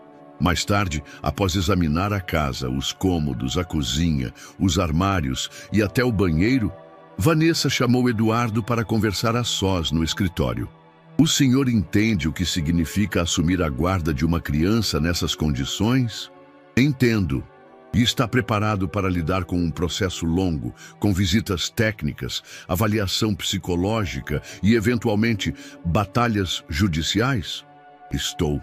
Por quê? Eduardo hesitou por um segundo. Porque ela não é uma obrigação. É escolha. Vanessa não sorriu, mas algo em sua expressão suavizou levemente. Vai receber uma visita minha por semana e outra de um psicólogo indicado pelo juizado. Tudo bem. E, senhor Eduardo, eu sei que o senhor está envolvido em uma denúncia que circulou na imprensa. Há preocupação quanto à exposição da menina. Ela não está envolvida, ela está protegida. Vanessa assentiu. Espero que continue assim. Naquela noite, Eduardo e Laura jantaram em silêncio. Ela empurrava o arroz com o garfo, distraída. Ela vai deixar eu ficar? Vai fazer um relatório, mas você não precisa impressionar ninguém. E se ela mandar me tirar daqui? A gente vai lutar. Laura olhou para ele. Tudo isso por causa de uma menina que você nem conhecia? Agora eu conheço. No dia seguinte, um novo dossiê vazou para a imprensa. Dessa vez, com detalhes ainda mais comprometedores. Transferências bancárias entre empresas ligadas ao deputado Celso Valente e prefeituras do Sertão. Contratos de asfaltamento, construção de escolas e compra de máquinas que nunca chegaram. Dessa vez, citaram nomes. A cidade ficou inquieta. Alguns jornais locais falaram em escândalo nacional, outros em armação política. Mas o que Eduardo notou não estava nas manchetes. Estava nos olhos do entregador que trouxe a compra do mercado. Estava no silêncio dos vizinhos que agora evitavam cumprimentar. Estava no clima que endurecia. Ao fim da tarde, Laura apareceu na varanda com o caderno nas mãos. Posso te mostrar uma coisa? Eduardo assentiu. Ela abriu na última página. Um desenho. Um homem com uma menina nos ombros, cercados por pequenas flechas apontando para eles. Mas nenhuma atingia. É a gente? Ele perguntou. É. E essas setas são as coisas que querem tirar a gente daqui. Mas a gente tá junto. Então não pega. Eduardo sorriu. E o que é esse escudo? É o que você falou. Que eu sou escolha. E que isso ninguém tira. Ele fechou os olhos por um instante. Naquele desenho, havia mais esperança do que em todos os processos que já assinara na vida. O fim de tarde tingia o céu de tons laranja e violeta, mas Laura não olhava para cima. Sentada sob o cajueiro, o caderno aberto no colo, ela rabiscava sem direção. Eduardo vinha da cozinha, enxugando as mãos, quando percebeu o silêncio mais denso. Sentou ao lado dela, sem dizer nada. Laura passou os dedos pelas folhas do caderno. Estava inquieta, os ombros tensos. Posso te contar uma coisa que nunca contei? Claro, ele respondeu. Ela respirou fundo, os olhos fixos num ponto do horizonte. Eu menti um pouco quando falei da última vez que vi minha mãe. Não foi só ela indo para a entrevista. Eu a vi, correndo, de uma casa. Eduardo a olhou, atento. Era uma casa grande, com parede bege e janelas brancas. Tinha plantas penduradas e um portão preto. Eu estava na calçada do outro lado. Ela saiu correndo com a roupa rasgada, chorando. Subiu num ônibus sem me ver e nunca mais voltou. Silêncio. E você lembra onde era? Fortaleza. Eu lembro da rua. Era perto de uma padaria que vendia pão de queijo com goiabada. A casa era igual àquela do seu desenho. Eduardo ficou imóvel. O coração apertou como se tivesse sido torcido de dentro. Você tem certeza? absoluta. Ele engoliu em seco. Queria duvidar, mas sabia que não podia. Tudo fazia sentido. A descrição, a localização, até a planta da casa. Era a casa onde ele crescera, onde a mãe ainda morava, onde Maria das Dores Souza, empregada doméstica, trabalhou por 6 meses e desapareceu sem deixar vestígios. No dia seguinte, Eduardo dirigiu até Fortaleza sem avisar Laura. A casa era a mesma, o jardim bem cuidado, o portão ainda com o trinco pesado. Tocou a campainha com um aperto no peito que não sentia desde criança.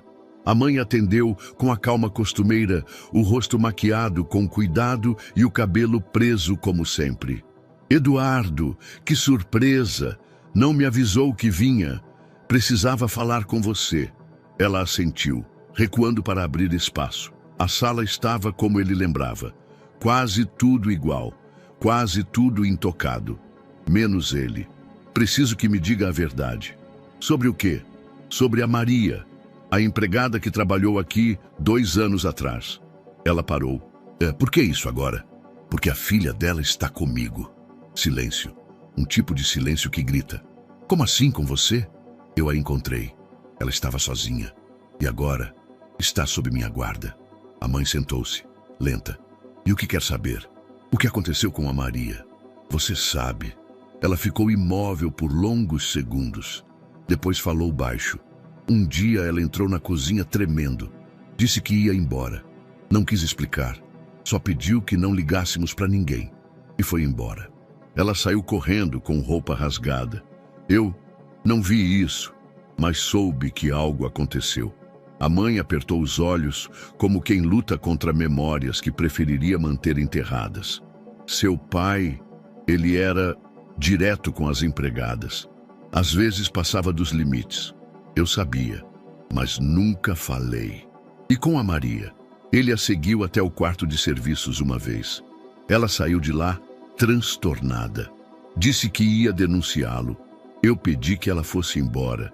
Achei que era melhor, que estava protegendo ela. Protegendo ela? Impedindo um escândalo. Ele era doente, Eduardo, mas se caísse, arrastaria todos nós. E eu calei. Eduardo se levantou. Você sabia que ela tinha uma filha? Não, nunca falou. Pois ela tem, e agora ela está comigo. Porque depois daquele dia, a mãe dela sumiu, talvez fugiu, talvez a mataram. E tudo começou aqui. A mãe abaixou a cabeça. Não chorou, mas murchou, como uma flor esquecida. Me perdoa.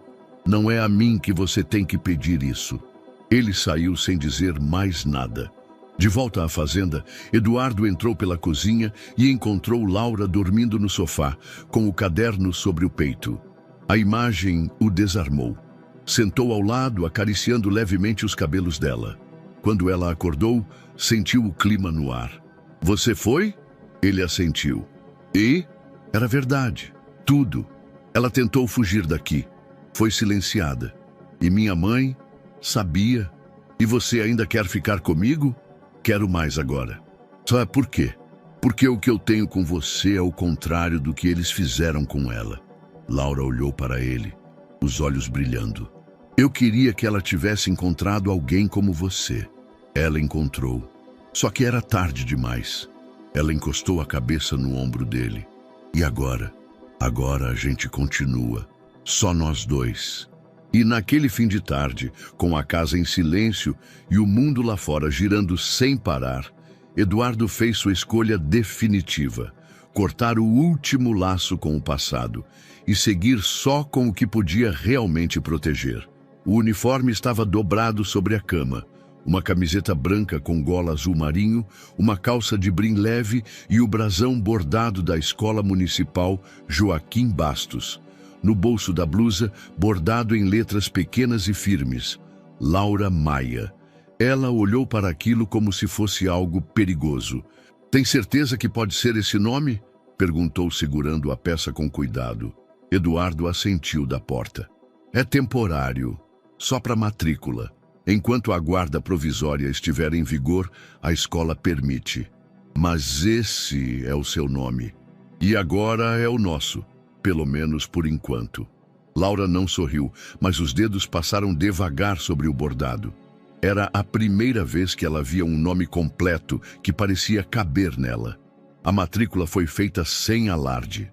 Eduardo levou os documentos, conversou com a diretora, assinou formulários.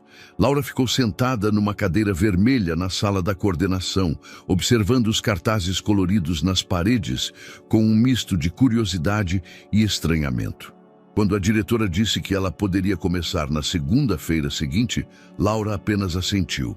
Na saída, perguntou baixinho: "Vai me buscar todo dia? Se você quiser, sim. Mesmo se chover?" Mesmo se chover. O caderno onde Laura desenhava já estava gasto. As folhas amareladas, a capa com marcas de dedo e cantos dobrados. Mas ainda era o lugar onde ela se encontrava e onde agora desenhava mais sorrisos que antes. Naquela noite, rabiscou uma cena simples. Ela sentada à mesa, com Eduardo do outro lado, um bule de café entre eles e um pão aberto no prato. "O que é isso?" ele perguntou ao ver. "A gente tomando café da manhã. Eu gosto desses dias." "E o que tem de especial nesses dias? Você não olha para o celular." Ele riu. "Você repara em tudo, né? Quando a gente vive na rua, ou repara ou desaparece. Os cafés da manhã viraram rotina. Pão com manteiga, café com leite, banana cortada ao meio." Eduardo acordava antes dela, preparava tudo e deixava a mesa posta. Laura descia devagar, sempre com o caderno debaixo do braço. "Sonhou com o quê?" ele perguntava. "Com o que ainda não aconteceu," ela respondia. Depois iam juntos até o portão. Laura, de mochila nas costas, e Eduardo com a chave do carro na mão, mas quase sempre a deixando no portão a pé. Era perto, e ela queria sentir o caminho. "Se alguém perguntar por mim, o que eu digo?" Ela quis saber. "Que sou sua casa," ele respondeu. Na escola, Laura começou tímida. Sentava no fundo, respondia só o necessário, mas observava tudo. A professora notou sua atenção, sua caligrafia firme, seus desenhos no canto da folha. Chamou Eduardo para conversar uma semana depois. "Ela é muito atenta, mas desconfiada. Ela é os dois desde que nasceu. Nunca vi uma criança prestar tanta atenção em tudo, como se estivesse o tempo todo tentando entender quem é perigoso e quem não é." Eduardo assentiu. "É exatamente isso que ela faz. Vamos com calma, mas ela tem um potencial enorme." À noite, Laura desenhou a professora e colocou uma frase ao lado. "Ela não tem medo da gente, e eu não tenho certeza se é porque confia ou porque não precisa." Eduardo leu aquilo e guardou no coração. As conversas entre eles cresceram sem esforço. "Você sabia que o sangue corre mais rápido quando a gente sente medo?" "Sabia, por isso que a gente treme." "Eu não tremo mais." "Não, só por dentro." Ou, "Se você fosse um bicho, qual seria?" "Um tatu-bola." "Por quê?" "Porque ele se enrola quando sente ameaça, mas por dentro é macio." "Eu acho que seria um cachorro." "Por quê?" "Porque eles voltam mesmo quando ninguém chama." Na terceira semana de aula, Laura recebeu uma tarefa: fazer um desenho da sua família. Ela não mostrou a ninguém, mas à noite entregou o caderno nas mãos de Eduardo sem dizer nada. Ele abriu. Lá estavam, ele e ela, sentados num banco, com o cajueiro ao fundo e o céu azul claro. Acima, em letras minúsculas, "Família é o que fica." Eduardo não falou nada. Só puxou uma cadeira e ficou ali com ela, vendo o tempo passar pela janela. Na cozinha, a assistente social voltaria naquela semana. Eduardo sabia, mas já não sentia que precisava provar nada, porque agora bastava ver o modo como Laura andava pela casa, sem medo. O modo como ela tocava o uniforme antes de sair, como se fosse armadura. E o modo como ela dizia "até amanhã", com certeza. Tudo isso já era uma declaração mais forte que qualquer documento. A fazenda parecia mais calma nos últimos dias. Laura acordava cedo, ia para a escola com passos leves, voltava com desenhos novos e à noite lia com Eduardo na varanda. O mundo, por alguns dias, parecia quieto, mas era só aparência, porque a paz ali era sempre uma pausa, nunca permanência. Jonas trabalhava na fazenda havia poucos meses. Havia sido contratado por Juca, o antigo caseiro, para cuidar da manutenção dos currais e da irrigação do pomar. Era discreto, eficiente e sempre mantinha o olhar baixo. Falava pouco, mas fazia tudo o que se esperava, talvez rápido demais. Naquela quarta-feira, ele saiu mais cedo do que o habitual. Disse que a filha estava doente. Eduardo não questionou, mas o que Jonas não disse foi que passou por uma lan house antes de voltar para casa. E lá enviou um e-mail com fotos da casa, horários anotados e uma frase curta. Ele está vulnerável. Tem uma criança com ele. A noite é mais fácil. Laura jantava arroz com cenoura quando a luz da varanda piscou 2 vezes. Eduardo foi checar o disjuntor. Deve ter dado queda na rede, disse. Mas havia algo estranho. Os cachorros não latiam. O silêncio era maior que o normal. Mais tarde, quando estavam na sala, ouviram um estalo do lado de fora. Eduardo pegou o celular e olhou pela janela. Nada. Voltou para onde Laura estava e disse em voz baixa: "Sobe para o quarto, tranca a porta e não abre para ninguém que não seja eu." Ela não questionou. Pegou o caderno, o celular que ele lhe dera meses antes só para a emergência e subiu as escadas com passos firmes. Eduardo foi até a cozinha e pegou o bastão de ferro que usava para travar janelas. Colocou-o atrás da porta principal. Às 21h37, a primeira janela foi quebrada. 3 homens encapuzados entraram pela lateral, forçando a porta dos fundos com pé de cabra. Eduardo conseguiu acertar um deles com o bastão, mas foi empurrado com força contra a parede. Caiu com o ombro cortado, a cabeça girando. "Onde está o papel?" gritou um dos homens. "Não tem papel aqui", Eduardo respondeu, a voz rouca. "Onde está a menina? Saiam daqui agora." Outro chute, um soco.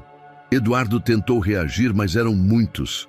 Lá em cima, Laura ouviu tudo. O som da luta, dos gritos abafados do vidro quebrando. O coração batia tão forte que parecia gritar. Pegou o celular, as mãos tremendo. Abriu a lista de contatos. Um nome: Marina, jornalista.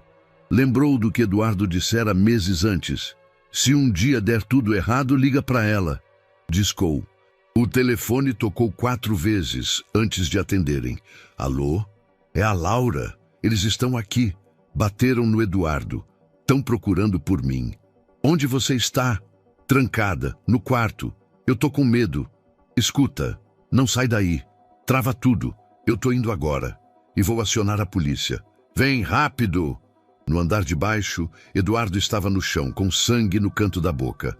Os homens já haviam revirado metade da sala. "A menina tem os arquivos, não é?" disse um dos invasores. "Ela não tem nada", Eduardo insistiu, mas eles não acreditavam. "Se ela não tá aqui, tá com alguém, a gente vai achar." Pegaram o celular dele. Um dos homens olhou as mensagens, a lista de chamadas. Riu. "Marina, a repórterzinha. Essa vai ser a próxima." Eram profissionais, mas erraram em algo. Acreditaram que Laura era só mais uma criança assustada. Do lado de fora, a sirene começou a soar antes que os invasores esperassem. 2 viaturas se aproximaram pela estrada. Ao longe, os faróis cortavam a escuridão com violência. "Polícia! Mãos na cabeça!" gritaram os agentes, saltando do carro. Os invasores fugiram pelos fundos, desaparecendo entre o mato e a estrada de terra. Dentro da casa, Laura desceu as escadas devagar, tremendo, o celular ainda na mão. Eduardo estava caído no chão da sala, ensanguentado, mas consciente. "Laura, você ligou para ela?" Ela se ajoelhou ao lado dele, os olhos cheios de lágrimas. "Você disse que era para fazer isso se desse tudo errado. E eu achei que tinha dado." Ele sorriu, fraco. "Você salvou a gente. De novo. Eu tive medo. E mesmo assim, agiu." Marina chegou 20 minutos depois, acompanhando os paramédicos. Quando viu Laura, Ajoelhou-se à sua frente e segurou suas mãos. Você fez exatamente o que devia. Eduardo foi levado ao hospital com um corte profundo no ombro e escoriações pelo corpo, mas vivo. E Laura, pela primeira vez, percebeu que coragem não era o contrário do medo. Era o que ela fazia, mesmo quando o medo já estava ali. A casa ainda tinha cheiro de vidro quebrado. Mesmo após a limpeza, a troca das fechaduras e a chegada de novos trincos, o ar parecia carregar o vestígio da invasão. Laura andava mais devagar pelos corredores. Eduardo, com o braço engessado, dormia pouco. Na tarde da quarta-feira seguinte, Marina voltou. Dessa vez, sem urgência, mas com uma ideia. Eu preciso que ela fale, disse a Eduardo, enquanto tomava um café na varanda. Sobre o quê? Sobre tudo. Sobre o que viu, o que viveu, o que enfrentou. O país está prestando atenção agora. O vídeo certo, na hora certa, pode virar a maré. Eduardo hesitou. Não quero que usem ela. Ninguém vai usar, mas a história dela já é pública, só que contada por outros. Chegou a hora de ela mesma dizer quem é. Ele olhou para Laura, que desenhava sob o cajueiro. Pergunta a ela. Marina sentou ao lado da menina, afastada do gravador. Você me deixou muito orgulhosa naquele dia, disse. Laura continuou desenhando, mas ouviu. Eu queria te perguntar uma coisa. Você gostaria de contar sua história? Para quê? Para que ninguém mais fale por você, para que as pessoas vejam que você não é número de processo nem menor de idade. É uma pessoa e tem voz. Laura fechou o caderno devagar. Vai doer? Talvez um pouco, mas você decide o que contar. E se ninguém acreditar? A verdade não precisa de aplauso, só de coragem. Laura olhou nos olhos dela por longos segundos. Tá bom. Mas só se ele ficar do meu lado. A gravação aconteceu na varanda da casa, com a câmera escondida em uma bolsa aberta. Laura sentou na cadeira de plástico azul, Eduardo ao lado, em silêncio. Marina apenas perguntou, como começou tudo isso? Laura respirou fundo. Eu morava na rua. Antes disso, com um homem ruim. Minha mãe sumiu depois que foi trabalhar numa casa grande. Eu vi ela correndo. Mas ninguém acreditou. Eu fugi do padrasto e comecei a viver de resto de feira. Até que um dia encontrei um homem amarrado numa árvore. Ele estava morrendo. Eu dei água e decidi não deixar ele sozinho. A câmera captou o jeito como os olhos dela brilhavam quando falava.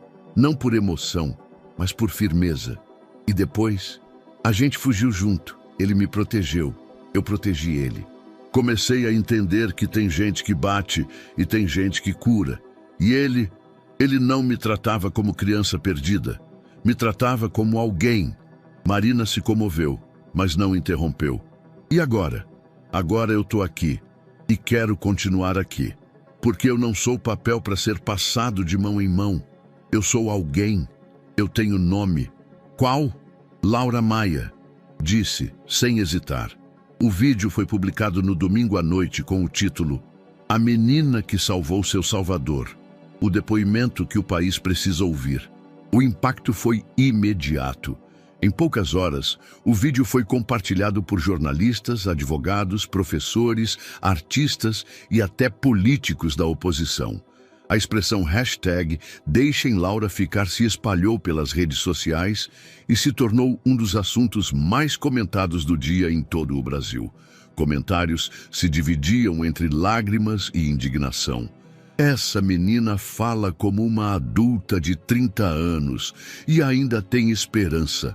Deem a guarda a Eduardo imediatamente. Ela já é filha dele. Uma criança que enfrentou o inferno e ainda ama, mas o efeito colateral não demorou. Na segunda-feira, um oficial de justiça apareceu na fazenda.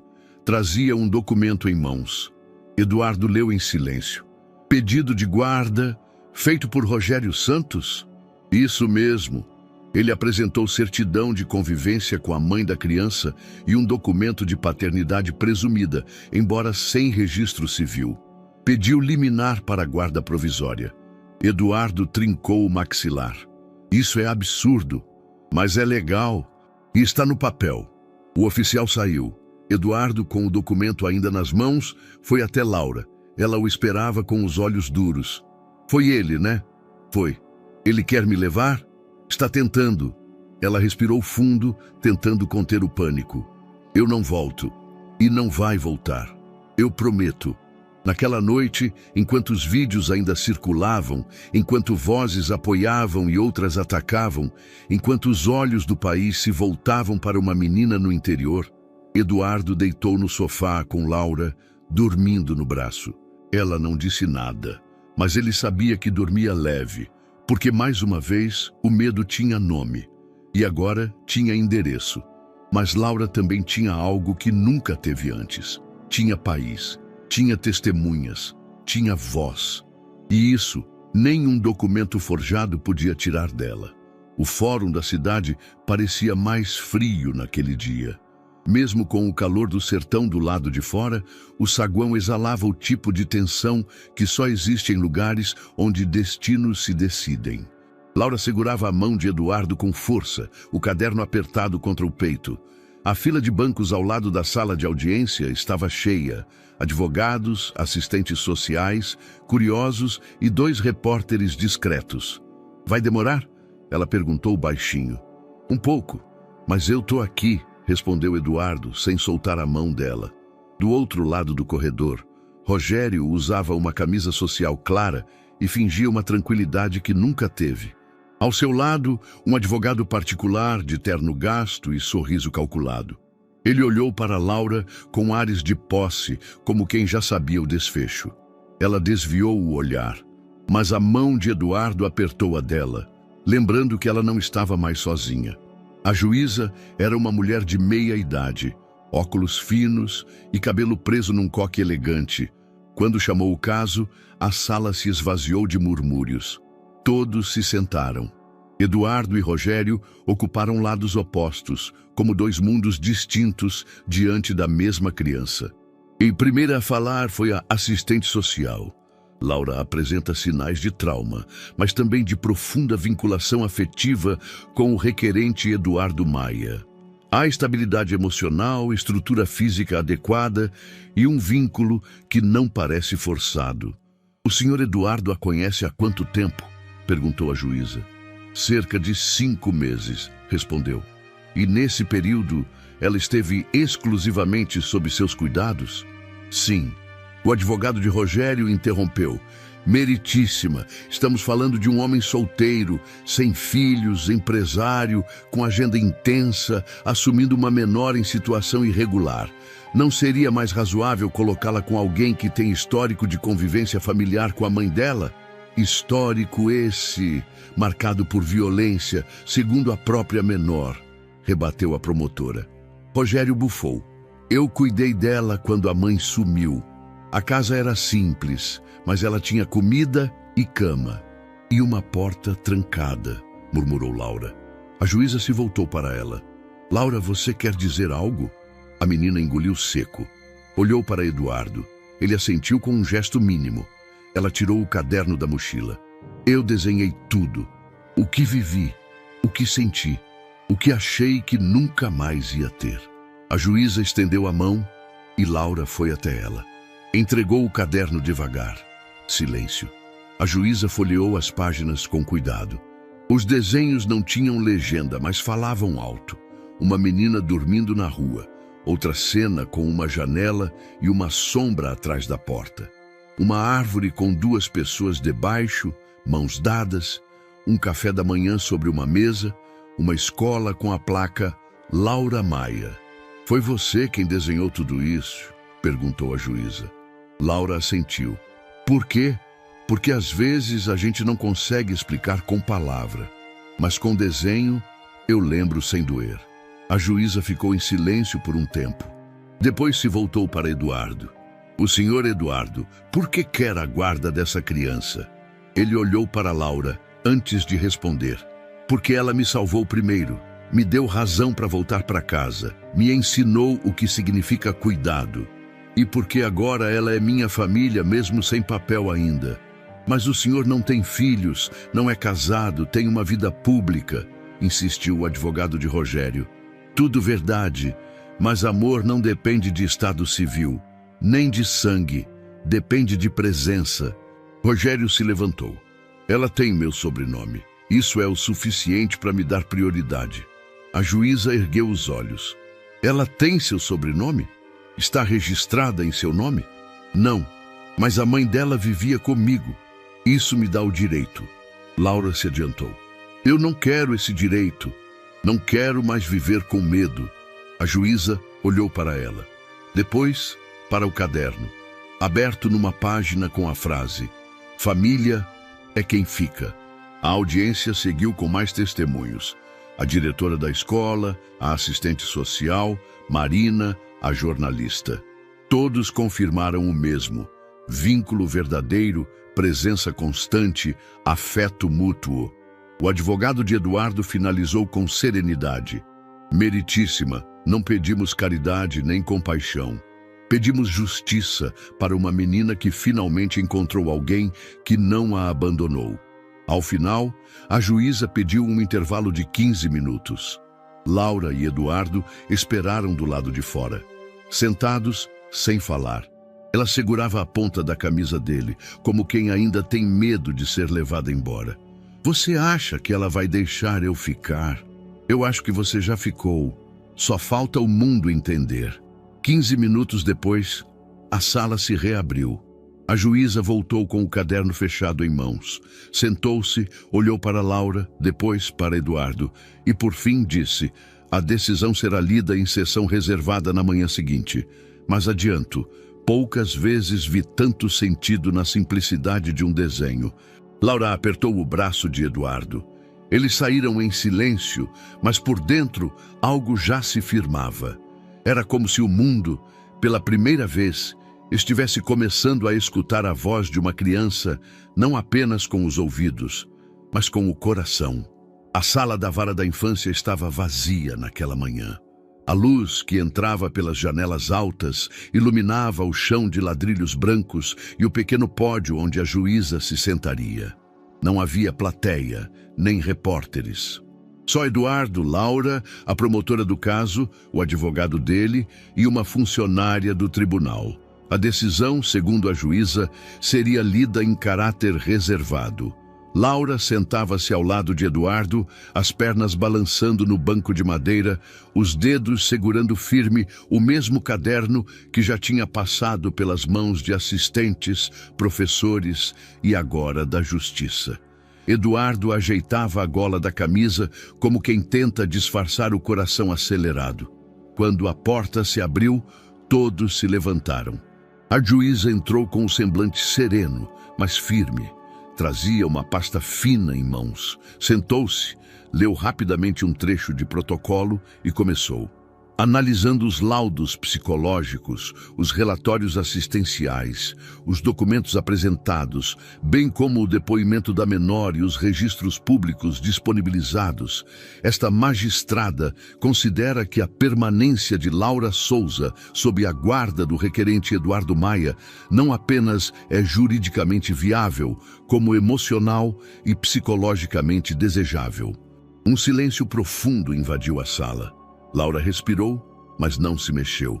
A criança demonstrou por todos os meios possíveis, verbais, comportamentais e afetivos, que reconhece neste lar a única referência de estabilidade que já conheceu. A juíza ergueu os olhos. Diante disso, concedo a guarda provisória, com validade de 12 meses, renovável, e recomendação expressa para futura adoção definitiva, conforme avaliação contínua. Eduardo fechou os olhos por um segundo. Quando abriu, estavam marejados. Laura o olhou, tentando entender a extensão daquelas palavras. Ele apenas sussurrou: "Você pode ficar." Ela assentiu, devagar, como quem teme que, se fizer movimento brusco demais, o instante escape. "Obrigada, meritíssima", disse o advogado com um sorriso discreto. A juíza se levantou, olhou para Laura. "E a senhorita? Gostaria de dizer algo?" Laura pensou. Depois caminhou até o centro da sala. pousou o caderno na mesa da juíza e abriu na última página. Era um novo desenho. Eles dois lado a lado no portão da fazenda. Ao fundo, o cajueiro. Acima, uma frase: família é quem enfrenta o mundo com você. A juíza leu, respirou fundo e apenas assentiu. No pátio do fórum, quando saíram, Eduardo ajoelhou para ficar na altura dela. O rosto dele estava marcado por lágrimas contidas, os olhos baixos, como se o peso da tensão agora escorresse todo de uma vez. Eu não sabia o que era ser pai, disse. Ainda não sei. Laura o abraçou com força. Eu também não sabia o que era ter um. Eles ficaram ali, em silêncio, abraçados. Pessoas passavam, algumas reconheciam, mas ninguém interrompeu. Naquele abraço havia mais verdade do que em qualquer documento assinado. Na volta para casa, Laura encostou a cabeça na janela do carro. Observava a estrada, os campos, os arbustos secos.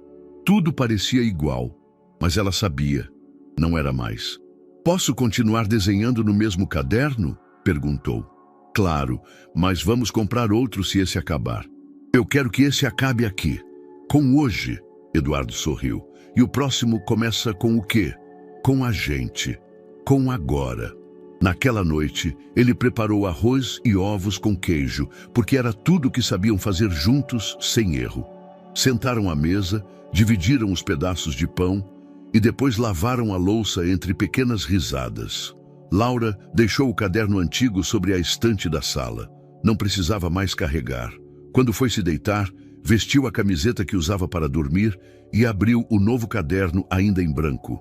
Na primeira página, escreveu só uma frase: agora eu pertenço. O caderno estava cheio. As folhas já não eram lisas. Algumas manchadas de lágrimas, outras rasgadas no canto ou com marcas de dedos sujos de terra. Mas cada página carregava uma história. Não apenas o que tinha acontecido, mas o que Laura tinha sentido. Naquela tarde, sentada sob o cajueiro, ela passava as últimas folhas com calma, como quem revisita uma estrada antiga. Desenhou devagar, rabiscando o tribunal, a sala do fórum, o pátio onde abraçou Eduardo e, por fim, a mesa de jantar com arroz, ovo e queijo. Acima da última página, escreveu: fim de um caderno, início de uma casa. Fechou a capa devagar, como se não quisesse machucar nenhuma memória. Na escola, a professora pediu uma redação. Tema: quem é sua família? Laura levou o papel para casa e começou a escrever à noite, no silêncio do seu quarto. Não desenhou, não usou lápis de cor. Apenas escreveu. Palavras simples, mas precisas, como sempre fez. No dia seguinte, entregou o papel dobrado com o nome no canto: Laura Maia. Na sexta-feira, a professora pediu que alguns alunos lessem suas redações na frente da turma. Laura estava entre eles. Ela caminhou até a frente com passos leves, o texto nas mãos. Eduardo, convidado pela escola, sentou-se ao fundo da sala.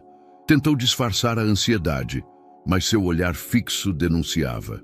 Laura começou a ler, sem pressa, com a voz firme, embora suave. Família nem sempre vem de barriga. Às vezes, vem da rua, da estrada ou da árvore onde a gente decide parar. Família é quem vê você quando você acha que está invisível. É quem te chama pelo nome certo. É quem não vai embora quando tudo dá errado. Família, para mim, é quem fica. E o meu ficou. O nome dele é Eduardo. Ele me achou, mas eu também achei ele. A sala ficou em silêncio. A professora sorriu, com os olhos brilhando. Um colega aplaudiu, depois outro. Laura voltou ao lugar devagar, mas com o coração leve. Eduardo, ao fundo, respirava com esforço, tentava conter as lágrimas, mas não conseguiu. Ali, naquela folha branca e cheia de vida, estava o que ele nunca teve coragem de pedir: ser reconhecido não apenas como quem cuida, mas como quem pertence também. Na saída, Laura veio ao encontro dele no pátio. Gostou? Mais do que gostei. Ele parou. Eu me vi ali. Você já estava. Eu só coloquei no papel. E agora? Agora você está nos dois cadernos, no velho e no novo. Ele sorriu. E você? Eu tô em casa. À noite, Laura colocou o primeiro caderno sobre uma prateleira na estante da sala. Ao lado, o novo, ainda com poucas páginas. Ao lado dele, uma caneca com lápis apontados e uma folha em branco com o título Coisas que quero desenhar. Primeiro item da lista: um lar. Segundo, o amanhã. Terceiro, Eduardo sorrindo quando acha que ninguém vê. Ela apagou a luz, mas deixou a janela aberta. O vento da noite entrava leve, e pela primeira vez parecia que o mundo lá fora não era uma ameaça, mas só parte de um cenário que, enfim, ela começava a desenhar por conta própria. A tarde caía devagar sobre o sertão. O céu, pintado em tons de laranja e lilás, parecia respirar com tranquilidade. Uma brisa leve soprava entre os galhos do cajueiro, cujas folhas dançavam como se celebrassem algo silenciosamente. Laura sentava-se sobre uma canga estendida no chão, o caderno sobre os joelhos, o lápis entre os dedos. Eduardo estava ao lado, recostado no tronco da árvore, com as pernas esticadas e os olhos semicerrados, observando o céu sem pressa. Você acha que a vida ainda pode surpreender a gente? Ela perguntou. Todos os dias, ele respondeu. A prova disso é você. Ela sorriu, voltando os olhos para o caderno. Eu comecei esse desenho ontem, mas não sabia como terminar. E agora sabe? Acho que sim. Laura desenhava com traços firmes. Dois corpos sentados sob uma árvore, mãos próximas, mas não grudadas. Livres, mas conectadas. Ao fundo, o contorno da casa. E acima, uma frase ainda inacabada. Ela parou, olhou para Eduardo. Posso te perguntar uma coisa? Claro. Você acha que tem como amar alguém que não é seu de verdade? Ele virou o rosto devagar. Laura, a verdade é que você é mais minha do que qualquer coisa que já tive na vida. Ela respirou fundo, como se aquilo fosse a confirmação que faltava. Então posso escrever isso? Pegou o lápis e completou a frase no topo da página com letra firme e sem hesitação. Família é quem enfrenta o mundo com você. Fechou o caderno com cuidado. Depois o pousou no colo e encostou no ombro dele. Acho que agora acabou. O desenho? O primeiro ciclo. E o que vem agora? Outro caderno. Outra vida. Mas com a mesma gente. Silêncio. O som distante de uma rádio de pilha tocava uma música antiga que falava de fé, de tempo e de raízes. Um pássaro passou riscando o céu, solitário e livre. Eduardo pegou um caderno novo da mochila ao lado. Quer começar agora? Laura riu. Você que escolhe a primeira frase. Ele pensou por um instante, depois falou com a voz baixa, mas firme. Aqui começa o que ninguém vai conseguir tirar da gente. Laura escreveu. Depois fechou o caderno novo e o colocou sobre o antigo, como se colocasse uma camada sobre a memória. Não para esconder, mas para proteger. Ela deitou de lado, os olhos fechando devagar. Eduardo ficou ali, olhando o céu escurecer. Não era um final. Era exatamente o que ela tinha escrito. Família era isso. Enfrentar o mundo juntos, mesmo quando ele parecia grande demais. Sob o cajueiro, onde tudo havia começado de verdade, eles não disseram mais nada. E não precisaram. Porque naquele silêncio cabia tudo. 6 meses depois da audiência, o país já tinha mudado de assunto. As manchetes falavam de novas polêmicas, mas, para quem viveu aquela história, nada se apagava, nem para Eduardo, nem para Laura. Na manhã clara de uma terça-feira, Eduardo caminhava pelo quintal da fazenda com o telefone ainda quente na mão. O rosto sério, o coração apertado. Laura estava mais adiante, entre as plantas que ajudara a cultivar, quando ele a chamou. Laura? Ela virou-se com um olhar atento. Sabia que aquele tom de voz não era comum. Tenho uma notícia. Ela se aproximou devagar. Encontraram sua mãe. O ar ficou pesado e leve ao mesmo tempo. Onde? Em um centro de reabilitação. Ela estava como paciente, sem identificação. Um enfermeiro reconheceu o nome depois de ver uma das reportagens. Ela está viva, em recuperação. Laura não disse nada por um instante. Olhou para o chão, depois para o céu. Por fim, olhou para ele. Ela sabe de mim? Sabe! E pediu para que você soubesse que nunca te esqueceu, que estava só, perdida. A gente vai lá? Os médicos pediram que esperássemos mais um pouco, até ela estar forte o suficiente. Ela assentiu. Não havia pressa nem raiva. Apenas um silêncio cheio de coisas que ainda seriam ditas. Já é bom só de saber que ela está viva. Eduardo a abraçou com calma. Ali, no meio do quintal, Laura não chorou. Mas dentro dela, algo se acomodou, como uma peça que finalmente encontra o encaixe certo. Na semana seguinte, a notícia chegou com menos alarde do que merecia. Mas veio. Celso Valente e outros 3 envolvidos no esquema foram presos preventivamente após o escândalo exposto pela denúncia e o vídeo da menina. O Ministério solicitou as prisões, alegando o risco de fuga e destruição de provas. Os contratos foram suspensos e a investigação se tornou nacional. Rogério, o ex-padrasto, também estava preso. Respondia agora por condutas graves envolvendo Laura, incluindo o uso de documentos falsos e tentativas de retirá-la da guarda de Eduardo à força. O processo incluía ainda denúncias anteriores de maus-tratos, agora reabertas pelas autoridades. Marina recebeu um prêmio nacional de jornalismo investigativo, mas Laura, ao saber de tudo, disse apenas: "Eu só queria que eles parassem de machucar." E com isso, disse tudo. No quintal da fazenda, Laura e Eduardo cercaram o cajueiro com pedras brancas e, ao lado, plantaram uma muda de jasmim do campo. "É para ela", disse Laura, "para minha mãe. Quando ela vier, vai sentir o cheiro de flor."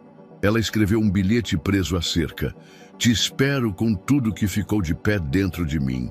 Na última página do novo caderno, ela escreveu: "Tem gente que vai embora porque precisa, tem gente que volta quando pode. Mas o mais bonito é quando a gente entende que o amor sobrevive ao tempo, ao medo e ao silêncio." Fechou o caderno. Eduardo apareceu com outro em mãos. "Preparada para o próximo?" "Sempre." E aí, o que achou dessa história emocionante? Compartilhe sua opinião nos comentários. Adoramos saber o que você pensa.